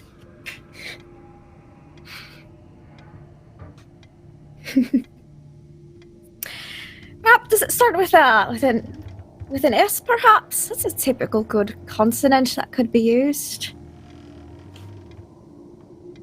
That may well be it. That may well be it, yes. That could work. That could work. Well, if you will but excuse me a moment, and he shall go round the back of one of the bookshelves. There's a sound of a door opening and closing. And he'll be gone for about 3 or 4 minutes, probably. Okay. So Silas heads out into the back, and you guys are left alone in the house of Juju. What do you guys do? Searching the place. Getting myself into a defense. Yeah, Koskov, while they're doing that, he's going to move back towards that door, looking for like a back exit where he went. Yeah. Yeah, it looks like Silas went out for a back door into what would look to be some kind of storage room, I guess. Will, using the layout of the room and in relation to the exterior of the building, can Marcus look and see if there's any like viewing stations, like hard cross-through walls or anything like that that might allow spying, or is there a painting with the eye holes cut out? You know, all the traditional stuff. Yeah. You guys can roll me some spot hiddens. Yeah. Now that she doesn't have to be subtle, she's doing a thorough toss of the place, basically. Yeah. Looking for any good defensible areas, any places where people might unexpectedly appear in, cover, etc. Success. Nice. Success as well. Nice. Yeah, So while Silas finds heads a up, rushing nesting doll and is distracted. it looks like it could be really eating. Really expensive. Yeah. This is my family. The two of you have a take a look around, and it's not long until you come across a door to a storm door, I guess, into a basement. And it's pretty Catherine who finds this. It's not very difficult to find. It's at the edge of the room at the back of it. However, as you uncover it, there's like a rug or like a sheet over it that you can throw off. You see upon it in some kind of black paint, there is a strange, eldritch, unknowable sign, which forces you to roll a sanity check. You know what? How about we make a nat 20 on that one?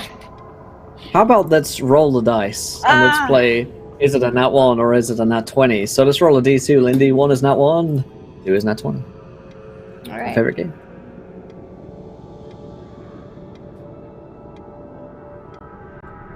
It'll load. Come on. My fantasy grounds froze. Oh, we're good. Nat 20.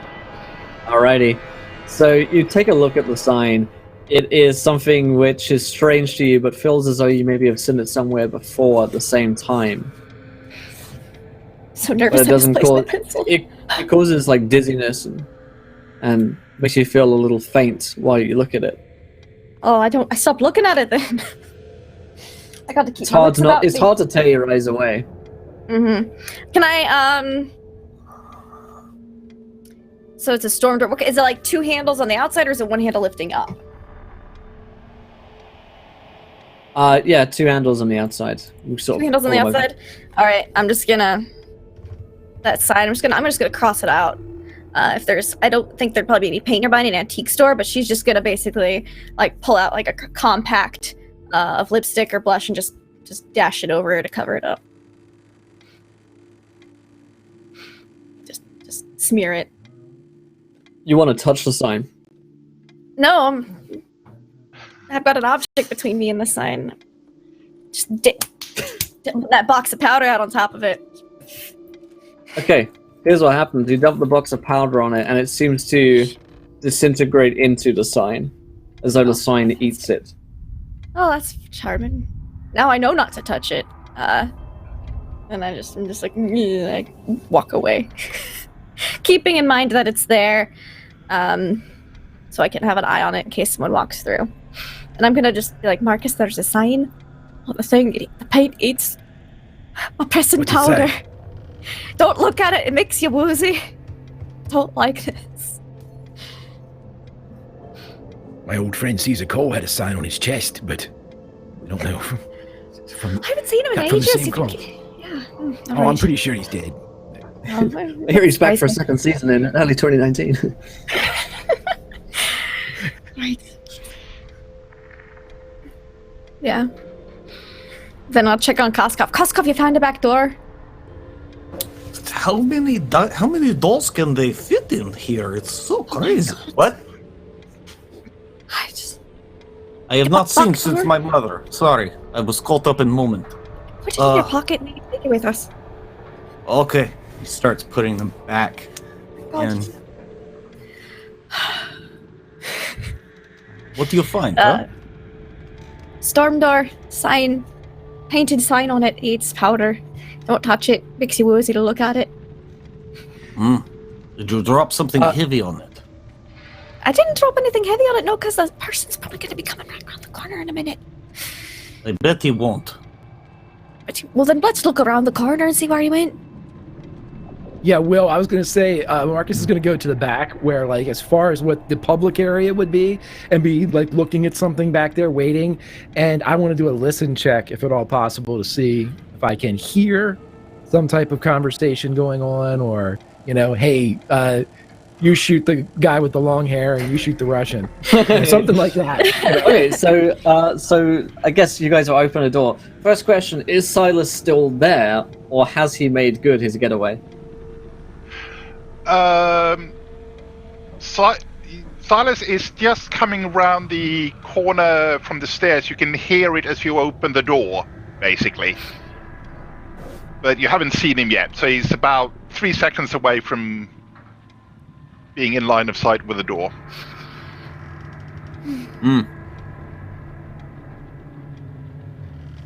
Okay. As it goes, is there... Yeah. I can't hear anything. What? A customer who is knows what they want. This is indeed an honor, Mr. Jordan. I believe. You're right. And I believe that was a F that started the 4-letter down word. How many of you are in here, my good friend? Oh, just a few like-minded and kindly gentlemen who would take great delight in meeting such auspicious visitors as yourself and your wonderful wife. Your reputation in our circles certainly precedes you. I knew it. Please, come on down. You're I'm kidding. not sure price is right for this. No. It reminds me I need to be new to my pets.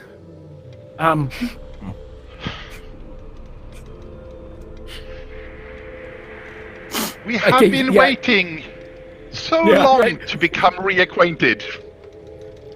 Marcus is just staring at this cat. His hand is on his gun. It is time for Catherine and Koskov to take over because Marcus only has one further response. Does that mean we've met before?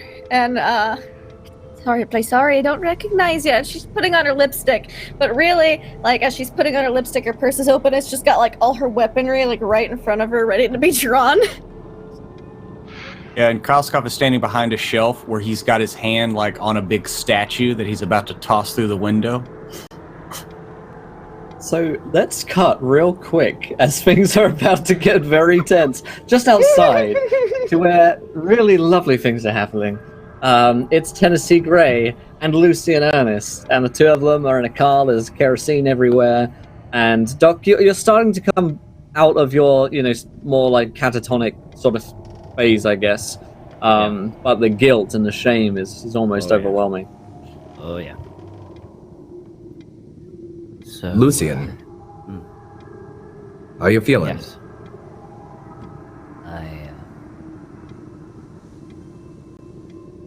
Too many emotions to go through this current moment. Look, we don't have a lot of time. Do you think you can keep an eye on the door for me for a minute? Yes, I think I can do that, yes. We're looking for any suspicious individuals going in, coming out. Yes. Anyone looks armed or dangerous. All right. Well, I'll be right back, Doc. You just stay tight. I'll be right back. And Tennessee Gray will swing open the car door, and he's looking for a nearby phone. Okay. Roll me a luck check.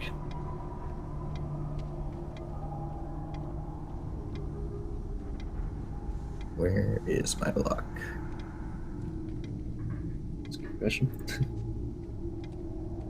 It vanished in Tennessee Grounds. 1 second. So I have 65. Luck. Yeah, middle right. 100. Yep. It's extreme success. Yes, you spot a telephone not too far away. 100 yards, maybe. He'll move quickly, but trying to keep his head down to the telephone. He'll pick it up and put in the change and call the police. He'll ask for Captain Robson. Okay. All right. You spend a minute or two on the phone until you reach Captain Robson's office. After, do you say who you are? Actually. Yep. Yeah, Tennessee that's Gray. probably yeah, that's the way you get through. Captain Robson picks up the phone. Robson here. Robson, this is Tennessee Gray. I'm sorry I couldn't Mr. call you Gray. earlier, but it's been a crazy couple of days. So why are you calling? Well, I have some information for you, and I want to make sure that you understand that I'm innocent. There are innocent people involved with this whole affair, and that your life is in danger as we speak. You're gonna have to explain yourself, son. Very happy to. I don't have a lot of time right now, but I can tell you that Stephanie St. Clair's gang in Harlem has put a bounty out for your head, and they look to execute that bounty very soon. How have you come across this information, Mr. Gray? Well, unfortunately, I had to have a sit-down with the St. Clair gang there, and they wanted me to become involved, and of course we said no. But I understand you're hunting for us, and I'm telling you, you got the wrong man. You got the wrong men. You should be looking at Stephanie St. Clair. All the evidence is starting to stack up against you and your guys. See, we got 4 dead cops, and now we've got a dead secretary. Doc's the only person who can go on in and out. Well, I understand what you're saying, but ask yourself this. Would a guilty man be calling you right now? You would not. I think if he knew how much I've got against him, yeah, he might. Mr. Gray, where are you right now? Well, I'm on my way to Brooklyn currently, and like I said, Stephanie St. Clair's gathering an operation in Harlem right now at her home, and that's where you should go first. I just Are your friends with you, Mr. Gray? All but Lucian, all but the doctor. And what happened to him? No, he wasn't feeling well, and we had to take him in. I see. Mr. Gray, I'm going to have to advise you that if you are an innocent man, then you should find yourself to the nearest police station and turn yourself in. You've already done a lot of harm, whether or not you meant to or not. This can all go very easily for you if you agree to testify. Very easily indeed. Well, I do agree to testify, but I'm not going to come in until my friends are clear. What does that mean, exactly? How do you intend to clear your names? Look, I saw what happened to the doctor last time he was in jail. We can clear our names, but I'm not going to turn myself in because your boys are violent. They're just as likely to kill us, or... Sometimes they get a little bit out of hand, but I can control them when I need to, Mr. Gray. But your friends, I don't know if you can control them at all. Did you know that the Jordans, we searched their house, there's a dead body in it? That's weird, I just slept there the other night. Oh yeah, they're real good at hiding them. Look. How can I make this square with you? How can we find a peaceful resolution? You look, I'm not interested in Romanovich, Ernest, or you. I just need the Jordans. I need them nailed. All right, I'll keep my eye out on them. See what I can do. But I'm telling you... All right, Gray. You need to deal with Stephanie St. Clair before it's too late. I'll pay her a visit. I'll give you 24 hours to sort this mess out, Gray, and then I'm coming out for you, and I'm coming for the rest of your gang as well. All right, Robson. Meanwhile, in the car, Lucian, you're on your own. You watch as Tennessee Gray is about 100 feet away by the telephone. Mm-hmm. And you're left alone with your thoughts for a moment when you hear a voice from behind you. What did it feel like, Lucian? Lucian will turn around to see if he can find anyone. In the back of the car, you see Dr. Mordecai Lemming. Not sure how he got there, but he's certainly there. What did it feel like when you pulled the trigger? How did you get in? Did she beg for mercy? Or did you see to justice yourself? Honestly, you must tell me I'm writing a very important book, Doctor. How do you know about that? Lucian will I've been reading, watching you and your studies for some time, all of your expeditions, very, very important to me. I'm something of a big fan of your work, as you know, Mr. Ernest. So please recount to me, what was it like when you took her life? Lucian, Did you feel powerful? Lucian kind of... So is he in the back of the car? Am I in the front and he's in the back? Yeah. Lucian will kind of get out and then open the back door at the back, and then he'll get in. Tell me, how did you know what happened? I was there. Did you see me? Are you responsible for this? Responsible? No, you pulled the trigger. I watched you, and I need you to tell me what it was like. Power taking her life. Are you the one who gave me those visions? And Lucian's kind of looming over him. His These fist visions are clenched and... gifts, Ernest, gifts, which I gave to you. And I gave her to you so that you could understand something. Experience something. You see, I'm very, very interested in collecting your experiences and memories of you and your friends. They are some of the most interesting ones out there, and they make for very good reading in my book, my circle of friends to read. For a book. You sacrificed a poor innocent girl for a book. It's the most important book that'll ever be written, I believe. Lucian punches. So what? Your hand passes through Lemming's head into the back seat of the car, and it's about the time that Tennessee Gray is returning. And you watch as Lucian Ernest has got into the back of the car and starts punching the back seat. Doctor, what are you doing?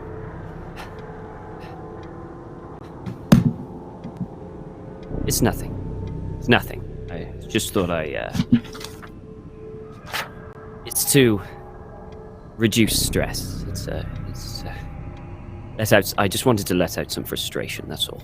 All right, have you been keeping an eye on the door? Yes, the door is fine. All right. Hey, listen, there's something I got to talk to you about. And I know you're confused right now, but it seems like you're starting to get it together, and I need someone together right now. We can't just go around killing police officers, whether they're corrupt or not. Hilton Adams, he's a gangster. We know Hilton Adams is a gangster if he's not a murderer, so he can rot in jail for all I care. I just want to find out who killed Jackson Elias, but I'm not going to get dragged into some sort of war. So as soon as we find out what's going on here, I think we get out of town. But I don't want to be party to any more killings, and I don't know how to stop these people we're with. Yes, I don't want any more killings myself. No. Like they doused my car in kerosene. They want me to send it in there to blow up the building. I can't do that. I can't have that on my hands, Doctor. So, I don't have anyone to talk to about this. I feel very isolated, and I'm sorry to lay this on you right now. What do we do? I feel that perhaps once we're through here, we talk to them. Perhaps de-escalate. It seems their number one solution to all problems is to shoot it, stab it, or blow it up. But perhaps if we tell them that, talk to them, maybe that as a very, very last resort, and even then, we can avoid it. Do that. I think that is our best option. One way or another, we are all linked. We will have to see this all through. Yeah, I'm sure you're right. Talking to him's probably our only option. How well do you know Dr. Lemons? Oh, I met him just that one other time. One time before you, told you about the mirror. Touched that mirror and I felt something. It was strange. So, I think he's got his hands on some sort of occult phenomenon. I'm sure that he's tied into this house of juju. I'm not sure if I trust him, but why do you ask? Just thinking of all the players in the game, you understand, Tennessee, of what's happening to us. It seemed to be that we must not trust anyone. I just feel he knows more than he's letting on, and perhaps a conversation with him again.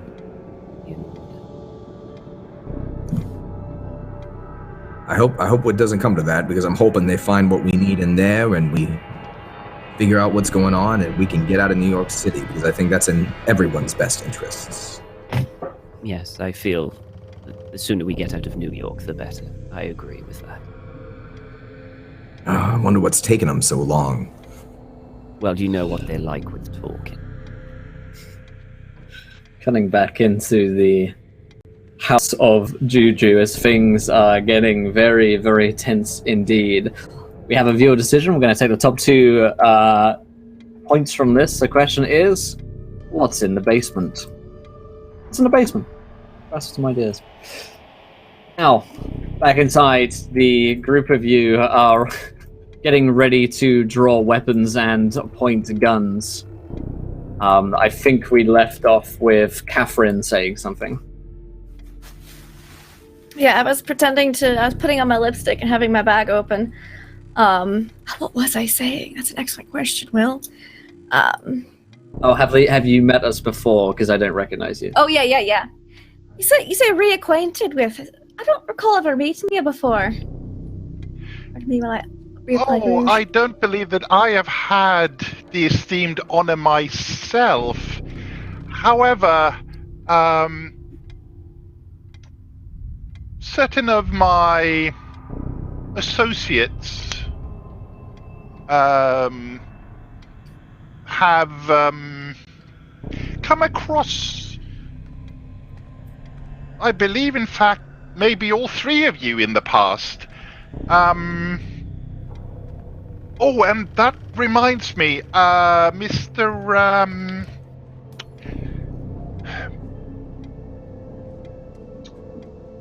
Romanovich, is it? Romanov. Apologies for the poor accent. Oxford doesn't prepare one sufficiently for most European countries, lest we speak slowly and loudly. However, I do believe that we have something that may even interest you in the special vault. I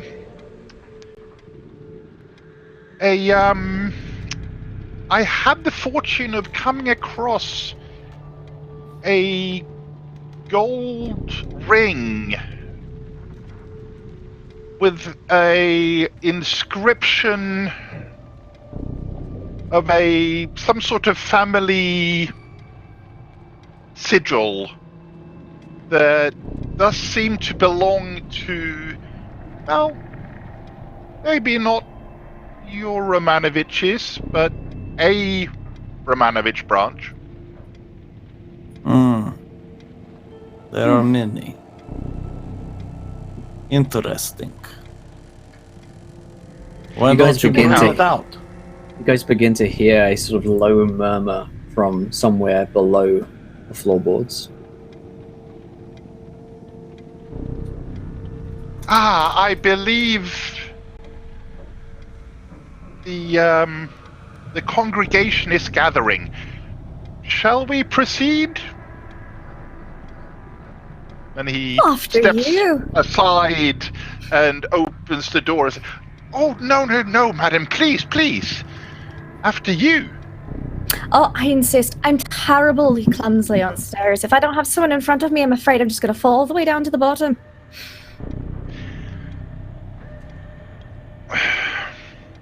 Very well. It is best.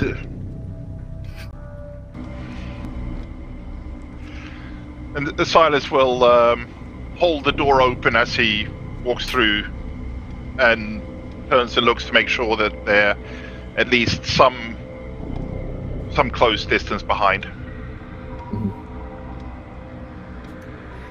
Marcus is going to walk up to the top of the stairs and look at the two of them, because he has absolutely no intention of going downstairs, and he is going to grab the door and say, "I believe the word you were looking for was shot," and he's going to close it.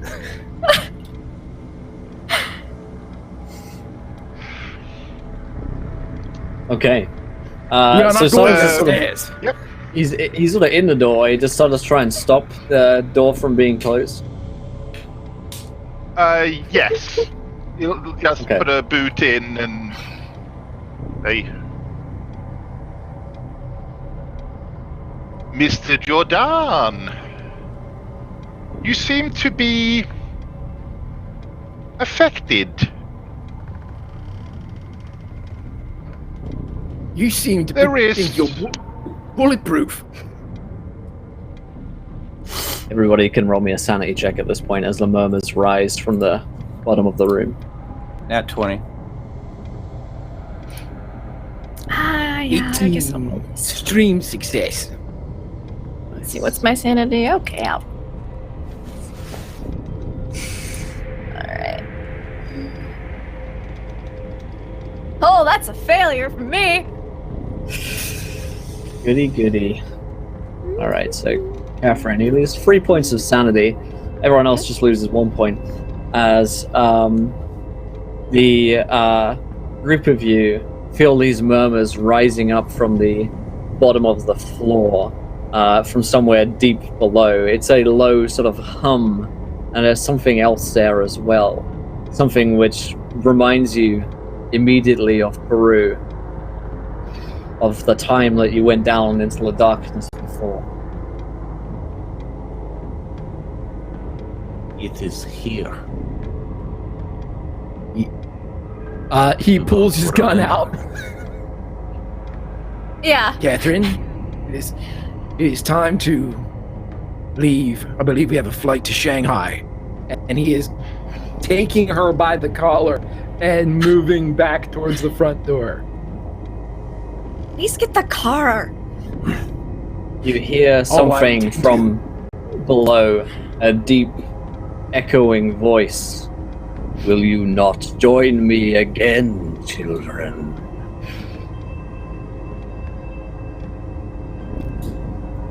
No. We will Full not. movement. You turn And- back and look at the door to see that upon the door there is a symbol on the other side, black and similar to the same one which is on the storm cellar door.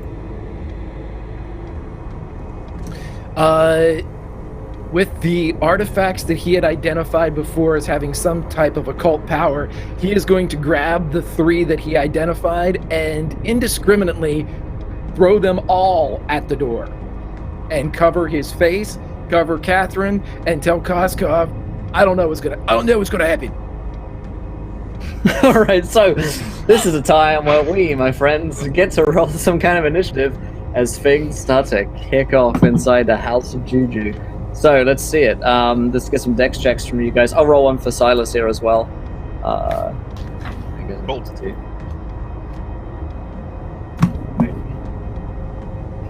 Oh my. I'm pretty sure I'm going next session. Maybe. Yeah, next week, Marcus Jordan, relax. Okay. And Hennessy and Lucian, you don't need to roll yet, but tell me when something is about to happen. Probably when some kind of loud noise, you guys may make a move. So there we go. And we got Silas went on a 52.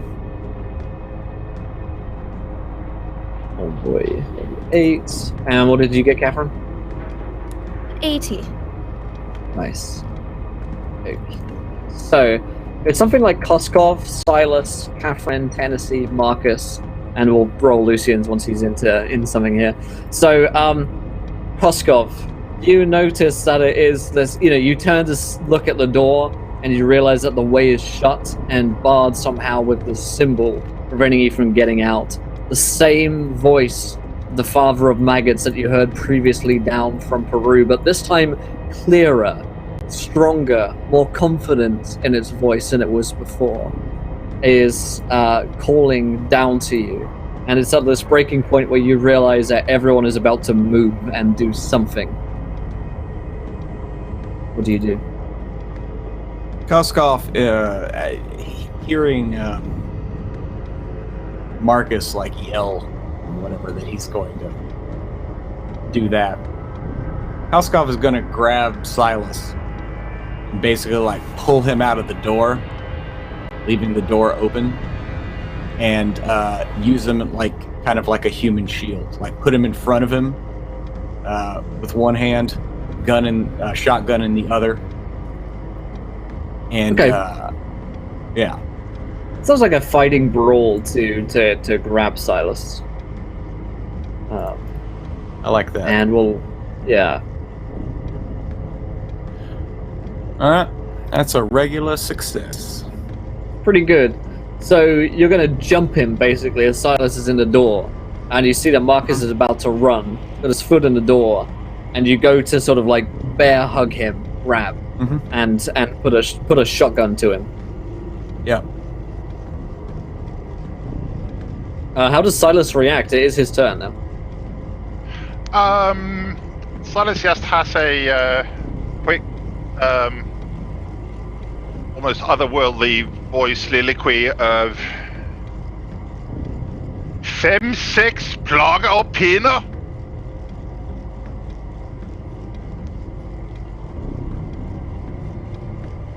That's basically all he screams out. He starts to chant, his voice joining the chorus that's coming from down below. As Koskov, you've got a shotgun to his head basically at this point. You got him grabbed, but he just starts to scream and yell out in this eldritch voice. Okay, Catherine, what do you do? Yeah, I'm definitely gonna let the other two go down the stairs first. So Koskov, you're headed down the stairs, aren't you? No, I'm just holding him at the top of the stairs. Top of the stairs, holding him there. Okay, I'm just gonna pull out my guns. Have them ready. So you can't leave. Yeah, because the door's shut. Guns are ready, door looks sealed somehow, yeah. Yeah. I'm not going down there first. Alright. I do not plan to go at all. I don't either. So Tansy and Lucien are outside. I think it's fair to say at this point, unless you guys feel like you would be investigating, there hasn't been like a shot fired or something which would draw your attention to going in. Nope. So sort of pass for you Just guys. keeping an eye out. Yep. Marcus. Okay, this is where Marcus finally, he took him a while to collect all the magic items that he had previously discovered. And with the thought being, if this is one of the disintegrating symbols that his wife told him about, he is going to throw magic against magic, see what that does. And he is going to throw 2 of them at the door, and then the heaviest one he's going to throw at the window to see if he can't just break the window. Okay. Yeah. All right. Roll me a throw. That is a skill. Pretty good. See, 36, but I'm not sure it's what was required.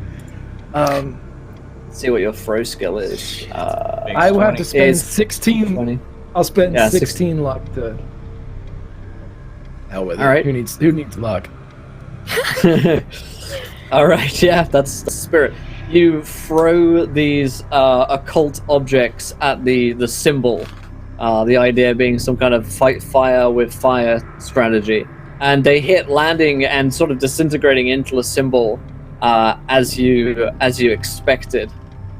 And then you lob one out the window. The ones that fly into it disintegrate. The symbol does not appear to move in any way. It has no effect on the symbol being on the door. And the one that goes through the window does sail through the window. Like splinters of glass. Some glass shatters as you throw it through. Yeah. Okay. And you hear the voice. Like a The way is shut. The window would be big enough to pull yourself through if you wanted to, try and jump through it. Yeah. Test me not. Can I try to? No. I just pull my guns out. Fuck this. All right. I should be on a plane. I should be on a plane to Spain. I should be flying in the air. You swing back round, and Koskov, you watch as Marcus sort of throws some stuff at the door and the window, draws his guns. You have Silas, who's screaming out in an eldritch, somewhat insane tongue. Now, since I'm at the door, are these just stairs going down? Correct. At the back it's of the staircase shop? That leads down into darkness. And there's no other doors that we can see? No other... Correct. Okay. Well, this chittering is quite annoying, and he pulls the trigger and blows this guy's head off. All right. Silas, you watch as the man who's kind of screaming out, his voice joining the chorus coming from below, and you silence it with the firing of the shotgun into Silas's brains, which spatter out. And you would notice that there's also the sort of greyish matter which comes with it as well. Not entirely human by any means. You've never seen this come out of a man before. As his body slumps down and falls down the staircase. Yeah. That is how we say goodbye in Russia. And then he steps back. Never going to Russia. Just never say goodbye. And then I'm going to move behind the door frame, using it as cover, keeping an eye down the staircase. But also, I'm kind of getting low because I'm expecting a car to come barreling into the front of the building in a few seconds. Yeah, let's say that. Yeah, let's bring in Tennessee and Lucian at this point. As you hear the gunshot from within, what do you guys do? God damn it! That was both of the signals at once. It would drive seem the car in. While shooting All the right. gun. I don't want to burn the building down and kill people. Maybe it's necessary. One of us can go in. One of us can give the other one a signal if we actually need to bring the car in. What do you think of that? So you want me to go in to assess the situation and then give you a signal of whether or not to go in? I'm happy to go in, Doc. I know you're not feeling well. It's up to you. I trust your judgment either way. I would very much prefer not to go in. All right. Well, you think you're capable of getting that car going and selling it into the building? If I Well, I know how to drive a car. So, yes, all right. Well, I can. my signal will be I'll throw something else through the window. Or you could just shout drive. I'll try hear both. you. Yes. Okay. All right. Tennessee Gray will he'll hop out of the car. He's got his trench coat on. He pulls out his shotgun and he'll race to the door. All right, you race to the door, and we'll spend your turn getting there for the most part. And okay, so actually, the first thing that you'll have a problem with is you get to the door and try to pull it open. Is that the door does not open? Does it seem like it's just jammed, or what's it feel like? It's tough to say. It feels, when you touch the mirror, you felt like there was something else that was with you when you touched that mirror before. The same thing happens as you touch the door and to touch a door handle and trying to get it to open. It is jammed, but at the same time, there's something else which just makes you feel kind of sick as you've touched it. Can I see through the broken window? You can see the scene that's happening inside. Hey, what's going on? You need the car, or? I was confused. Did object come sailing through a fucking window? Well, there's also a gunshot, so that's a yes then? It's a yes You to hear the a- car, Tennessee. All right, Lucian's, you hear All right, Tennessee fine. shout. This is a bunch of Doctor, shite. sit in my car. Okay. So the doctor kind of gets something heavy. He starts the engine. He pulls off the handbrake, and then he puts it on the accelerator and steps to one side and let the car go in. Okay, so Tennessee presumably at this point is running away from the door. He backs away. Yeah. Cover. Okay. Yeah. Once that's done, once the car's going, Lucian's running into cover as well. He's getting out of the way as well. Okay, so Tennessee's across the road. You're on the other side of the road as a car goes in, filled with kerosene. Now, let's talk about this for a moment. You guys are inside the antique store, and there's a car filled with kerosene, which is about to ram into the front door. It's safe to say that you do not feel safe as the car is coming closer. What are you guys doing, if anything, to find cover or... Go ahead, Lisa. No, I was just going to say their plan, not ours. Just putting it out there. yeah. So what are you guys doing? Because right now, you're pretty sure anything in this room will die. I'm still by the stairs, so I'm about to probably go at least a few steps down.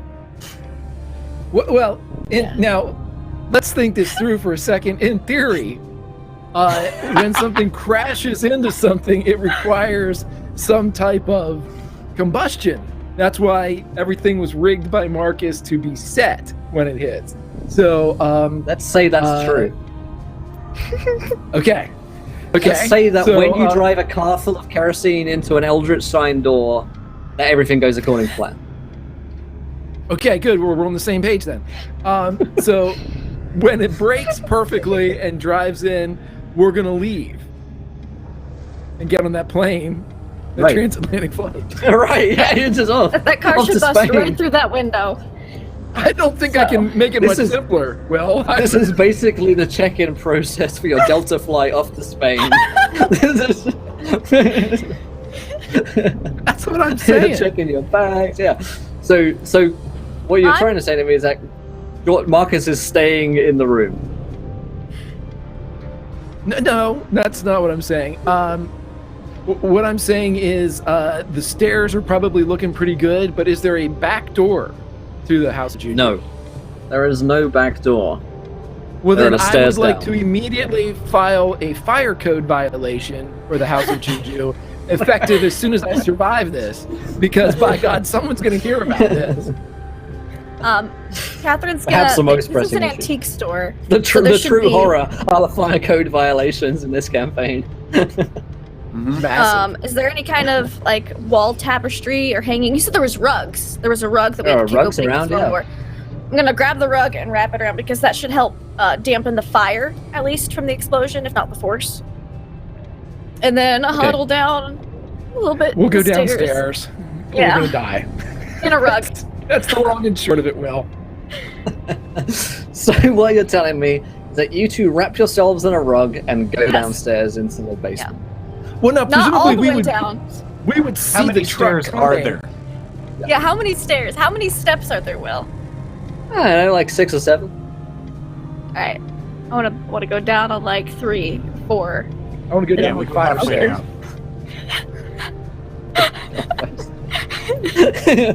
Well, if it's 5 stairs, then it changes everything. So, that is Father Maggot's one weakness, is the amount of stairs that you take down into his basement. Yeah, I wasn't sure if it was like a whole story's worth or 2 stories or Right. a half story. That's basically what I was trying to figure out. So it sounds like a half story. So just enough to get cover. I'll go down behind the stairs I in a also rug. put the headless body of our late host between me and yeah, like His body actually kind of slid down the staircase, so he sort of rested never up. of course on it did. Yeah, Okay. yeah. Real greasy The physics guy. engine is all kinds of broken. So the group of you, the 3 of you, are stepping down into the staircase as you see the truck coming outside. Yep. Good. All right. So, Lucian, as you've set the car to go and you watch it as it careens in, again, you feel a little hand on your shoulder as Lemming is next to you once again. He's got a sort of friendly look on his face as he touches you in a comforting manner. Glorious. Glorious, yes. Let us hope they all die in there. Lucian will do his best to ignore it. He just won't even acknowledge. Yeah. Lemming's by your side as he just continues to place a hand on your shoulder and sort of chatter to you as you watch the car sail into the front of the door of the House of Juju. As it happens, Marcus and Catherine and Koskov head down deeper into the basement, wherein the chanting has grown to its loudest point. You see a couple of things. The first, most obvious one is the man who is in the center of the room, who appears to be leading this chant. He's huge, very well muscled, and he fits the description of Makunga that Hilton Adams gave to you, Marcus Jordan. He is, without doubt, the leader of whatever cult is down here, the cult of the Bloody Tongue. He has as do all of the men down here, they have the same bloody tattoo and inscription on their foreheads as the same men who killed, oh god, what was his name? Jesse, the guy who was in room 410. Jacob. Oh, yeah. You know who I mean. God damn it, so many names in this game. Elias Jackson. That's Jackson the one. Elias. Jackson. Yeah. Oh, Jackson Elias. Yeah, we've been playing too many Call of Cthulhu games. So yeah, they bear the same tattoo and they wear the same swords on their actually they have the swords in their hands at this point as well. The pangas. They also have throwing knives on them as well as they are chanting in the center of this room. Kunga holds in one hand the severed tongue of someone. You're not sure whose tongue it is exactly. But he seems to be the one who is channeling the voice of the father of Magus. As also crawling around the basement floor are these hundreds upon hundreds of writhing maggots, all larger than the next, the same kind of breed that you saw in Peru all those years before, which are slavering, crawling, wet, grey matter across the floor. In the center of the room, there appears to be a woman's body. And you notice almost immediately who this woman is as being Millie Adams, a woman who only earlier today was shot and placed under the tender care of Dr. Lucian Ernest in Stephanie St. Clair's house. It was the last time that you saw her, maybe 6 hours before. But now she is down here, and it's become clear that her tongue has been the one which has been removed by Makunga and his allies. There are 4 others of them down here, and he walks with this bold, brazen confidence and speaks with this strange voice, the same voice that you heard in Peru all those years before of the father of maggots. He has this wicked-looking panga in his hand, and in the center of the room is a pit over which Millie Adams' body is hanging. In this pit, you hear voices and wails from below of what seems to be maybe a dozen or more voices all crying out in agony. As you look down into what is in that pit, you see heads of people who are writhing, and it's just their skulls and their faces which have been morphed together in strange, amorphous, blobby mass of their screaming skulls. And Makunga looks towards you. Ah, children, you have returned. Welcome back. And they step towards you with deadly intent. Ha ha ha. It's time for Makunga to roll some. And he rolled a 19. And his allies rolled a 45. So, Koskov. How far away is he? At this point, he is 40 feet away from you. Okay. Well, Koskov in that case is going to 40 feet. Okay, that's outside the shotgun. He's going to pull out his trusty gun from its holster, let the shotgun drop since it's on the shoulder strap, and take aim. And I can fire twice, though, right? Or is that too far away? I think you can. Two, Okay, you just but I can't fire three. Can't fan the hammer, though. Yeah. Right. Yeah. Okay. Well then, yeah, I'm gonna fire off my trusty Mauser here. Yeah. Wow. So I miss with the first one, and I miss with the second one. All right. 2 shots these- fire out. Yeah, the voice might be. He would never admit it, but that voice from Peru, remembering the scarring and the pain, maybe pulled his concentration away from the task at hand. Absolutely. And I should have asked the three of you to roll me sanity checks, which you can now do. Now, I'll take a nat 1 here. Yeah. I'd like a nat 20, please. You'd like one? Oh, we I'd don't like like one. to use one. Alrighty. So Koskov. Koskov have left. 3 to 5. So I 4 started left. with 5 and I have 2, so I should have 3 left. 3 left. Okay. Thanks.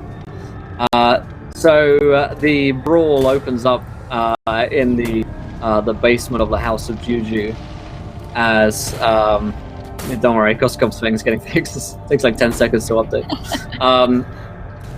As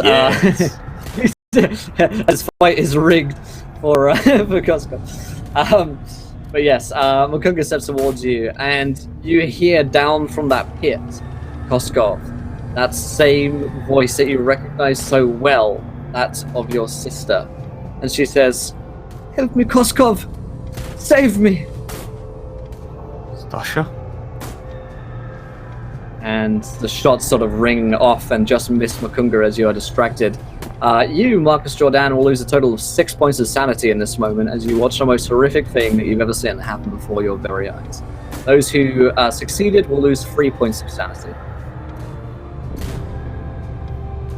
And it is Mukunga's turn to act, so he is going to find his stat block. And then he is going to attack you. It's the first thing he ever does. First, let me find my stat block, and then when I find it, you will be doomed. It's his item of power. Ye old stat of block.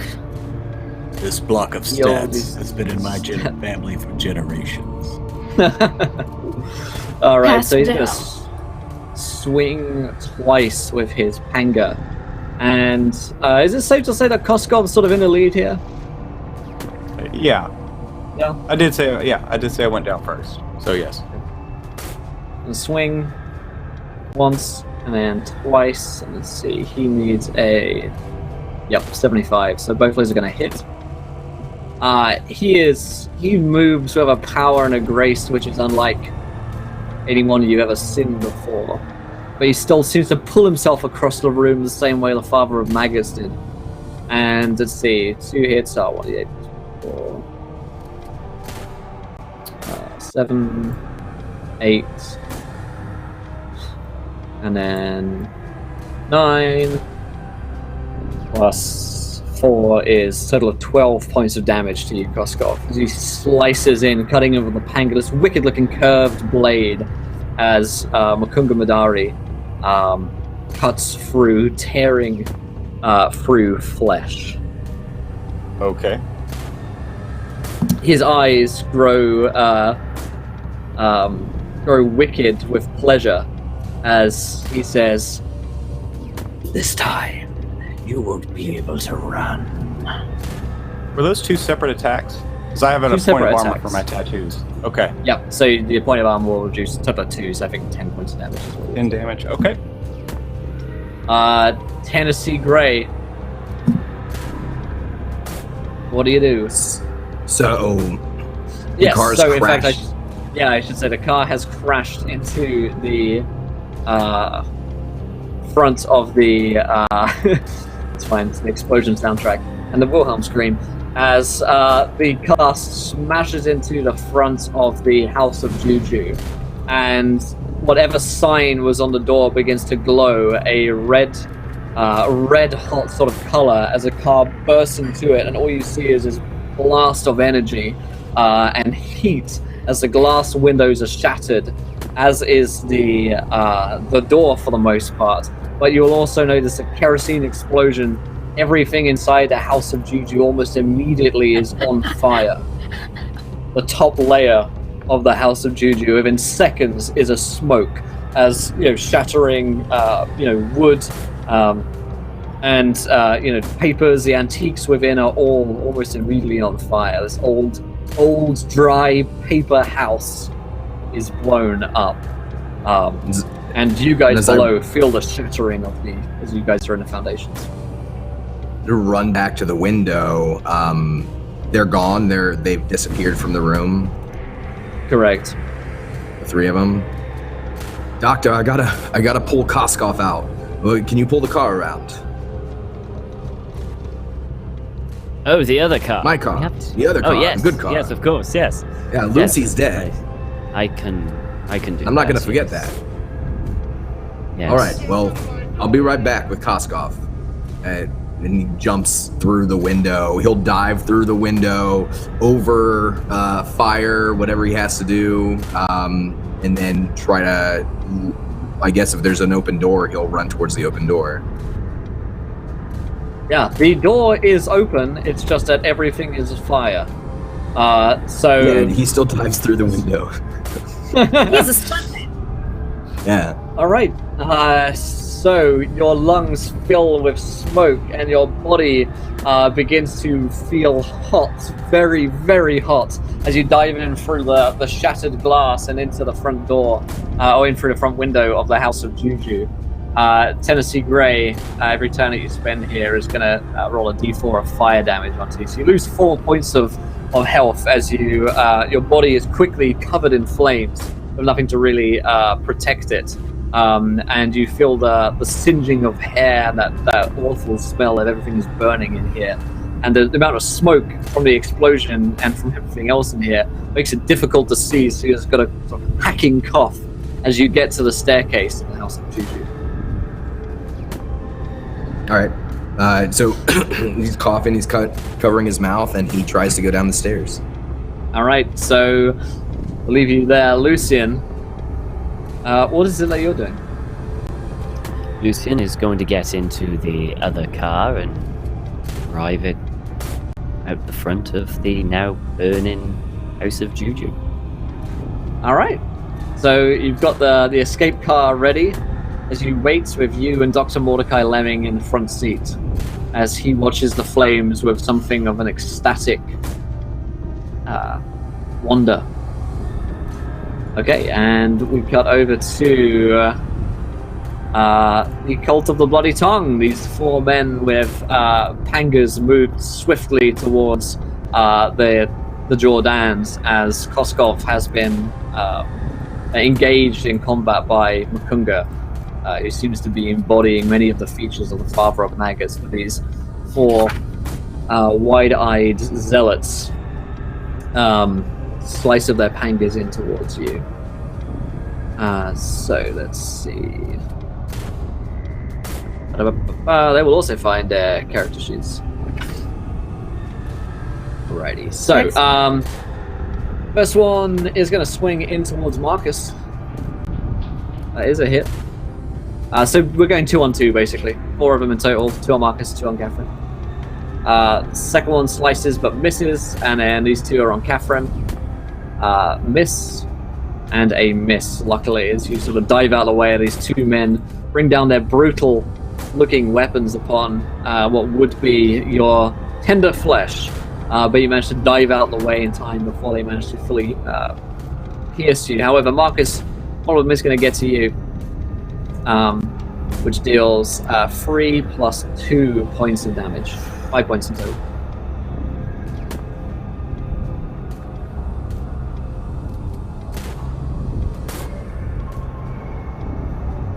Cool. You got anything you want to do? Well, in fact, it's Silas's turn, but he's dead. So, Catherine, in fact, it is your turn. All right, I don't like these guys on my husband, and so got my revolver out. I'm just gonna pow, pow, pow, 3 shots into the one that hit my husband. Or at least I'll start with 2 shots on him, and then I might the third to the other guy. So that is a success. It's an extreme success. Nice. And a hard difficult success. Okay. So, and that's going to be plus, I don't have my glasses on, so pardon me. I get D10 plus 2 damage. Oh, Fantasy Ground's frozen. There we go. So that's the first shot. Okay. Second shot. And the third shot. Alrighty. So, here it is. Okay, so total of 13, 14, 15, 16 points of damage. Mm-hmm. Yeah, 16 total. 16 total. One of the men on Marcus will die to the 3 shots. Excellent. As they are all basically to the head. 3 shots to the head, but the first 2 do not kill him. He does not seem to care, almost, as the 2 shots ring into the side of his head. The third finally slugs him down, as this is all too reminiscent of the Karasiri from Peru as well. These men who seem not to care when you shot them. Okay, Tennessee. And can I grab his sword as he falls? You'd have to take an action to go and grab his sword up. Marcus, you have one cultist who is on you. Well, Marcus, as he took his insanity loss, I was going to give myself a temporary, if that's okay, Will. And if you don't like it, we can... Marcus believes now, after hearing the words and after seeing the carvings on the Call to the Bloody Tongue, that the only way to go forward is to embrace his past. And as the knife cuts through his shirt, bloodying his chest, he steps in front of his wife as she guns down somebody. If he can, he's going to pull Koskov behind him and start pushing them up the staircase. But he's going to stand there and tear his shirt off the rest of the way. And as he does so, his 6'6" frame from the bottom of his neck or the collar where his shirt would lie to each of the elbows all the way down beneath the hips of his pants are covered in raised tattoos and iconography. And as he stands there, each of them bear a mark very similar to the ones raised on the forehead of the Cult to the Bloody Tongue. And he just spreads his arms and says, "I don't believe we should be fighting one another."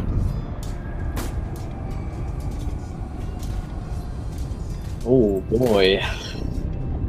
Okay, so you sort of reveal these like tattoos upon yourself. And roll me a power.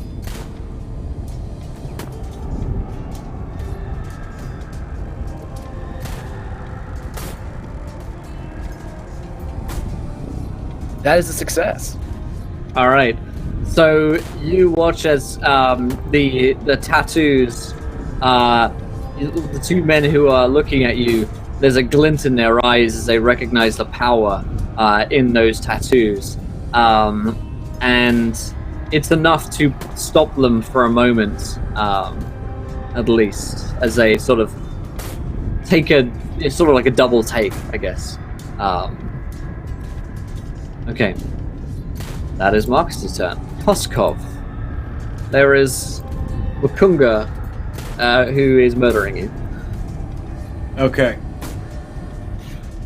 I recognize the power behind his voice as the Lord of Maggots, right? Absolutely. Okay. Koskov looks him dead in the eye and is like, "Our time in Peru left me changed. I took something away that I have been scared to use. I would like to give it back." And he just rears back with his right fist and punches Makunga right across the jaw. And I'm gonna nat 20 that. And I believe that's a wild magic surge for... That is a wild magic surge. If it is negative, it affects him. If it is positive, it affects me. I believe that was the terms of the donation. Agreement. Oh, nice. 9, and 4, high. 8, 5. Oh boy. The next weapon to nearby draw blood is thereafter highly flammable. So Koskov's fist becomes a flame as you punch Makunga in the face as his eyes suddenly well up in surprise and fear, and we'll have an extra d6 of fire damage for the flame punch, I think. Awesome. So that's 5, 2, so that's 7. So because it was a crit, double to 14. Right. So you punch Makunga in the face as his eyes just kind of shock back in terror. You give him a real Indiana Jones punch as a kind of smack sound comes back, and the burns on his face as it begins to char and melt and bubble away his flesh, and he snarls as it happens. Do you have anything else you want to do, Koskov? I can move, right? You can move, yeah. Okay, I'm still bleeding, and he's not stupid and wants to get the fuck out of here. So he's going to start moving back towards, after punching him, using that opportunity to move back where the Jordans are and move back towards the door. Maybe get up out of here. I still have her. I always will. And you once again hear, Koskov, save me, please! From the pit below. You recognize Stasha's voice as your bloodied state, you fall back from Makunga. He does not relent as it's his turn, and he moves towards you with an iron will and steps to sort of grab your throat with his hand and push you up against a wall with a strange strength. He's gonna roll a fighting brawl in order to try and do that. And boy, does he succeed. So Makunga just grabs you with this eldritch strength, got you up against this wall, and your feet are, dangling in midair as this happens. And he begins to crush your throat with the force of his hand. Okay.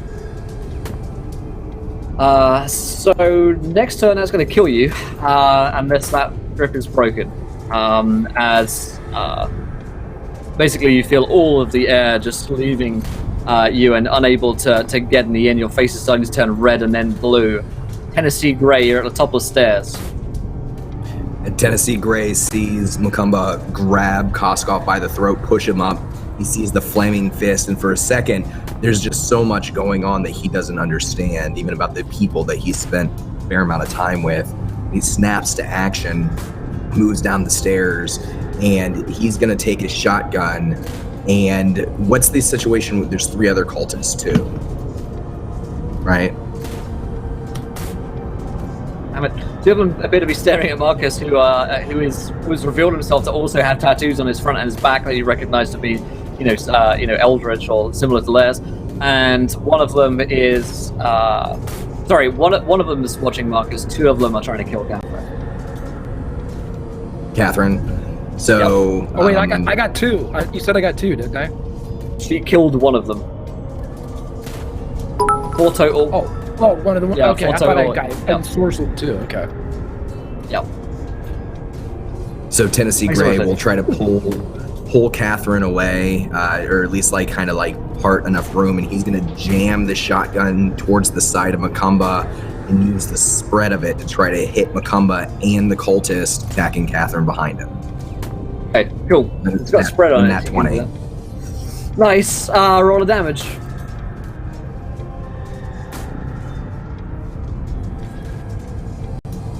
A double damage is 33. Nice. So you watch as Koskov and the cultist who's fighting Catherine, the two of them with pangas look like they're about to murder her, basically, because she's just got a gun. You blast Mukunga off from Koskov, and his body is thrown up against the side of the wall. He snarls as that happens, as grey matter sort of bursts out from his body where blood should be coming. And he looks sort of dizzied and near death. But he managed to spit out, "I will find you. There are too many of us. We will never stop." And the other Tennessee is dead, by the way. Okay. Tennessee will throw his shoulder underneath Koskov's to make sure he doesn't fall down. Say, "We gotta go, Koskov. We've got to get out of here." Sasha, she's there. We don't know that. It could be another one of those visions, just like the doc saw.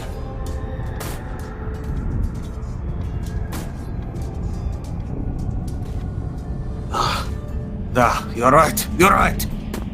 I angrily agree, trying to bypass the emotion. Okay. Lucian's outside. The one remaining cultist is still going to try and kill Catherine.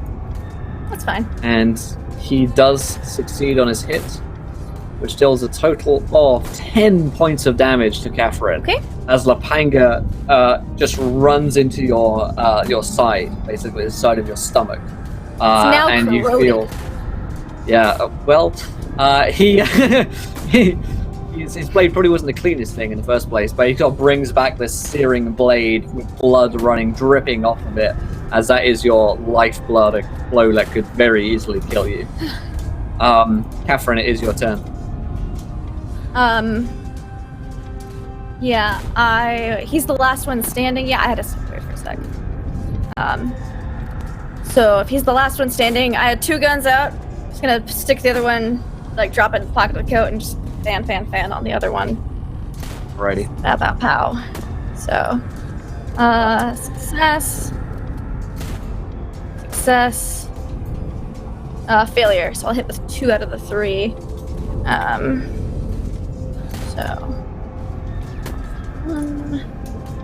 Alrighty. 20 points of damage. 20 points of damage is enough to kill him. Okay, does that take us out of initiative, technically? Mukunga is still alive. Oh, Makuga is still alive, okay. I want to grab a sword! It's right next He's to at the me! bottom of the steps, though, right? He got blasted He's at the back bottom down of to the the steps. bottom. Okay. Okay. And I'll look He over to looks like Marcus he's and about say, to lurch back up again despite all the wounds. and I'll say right before I'm done, we've got to dismember them or they'll keep coming back. It's like Peru, Koskov.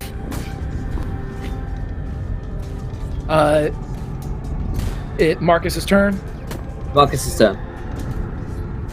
Marcus, if this is allowed, as he was backing everybody up the steps, if he can get everybody up into the area proper, what I would like to do, and Will, again, the veto is in your hands, I would like to strength with a nat 20.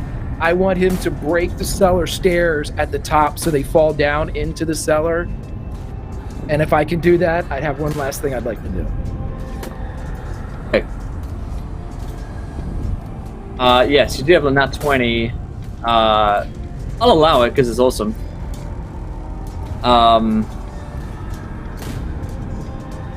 Then well, what he would we do have 2 nat 1s. So here's what I'll say. First of all, play one last game of is it a nat 1 or is it a nat 20? And we'll see if the dice gods are in your favor. I don't think that's going to go my way, but... Oh, I'm typing in the wrong way. Damn it. I'm tired. It happens.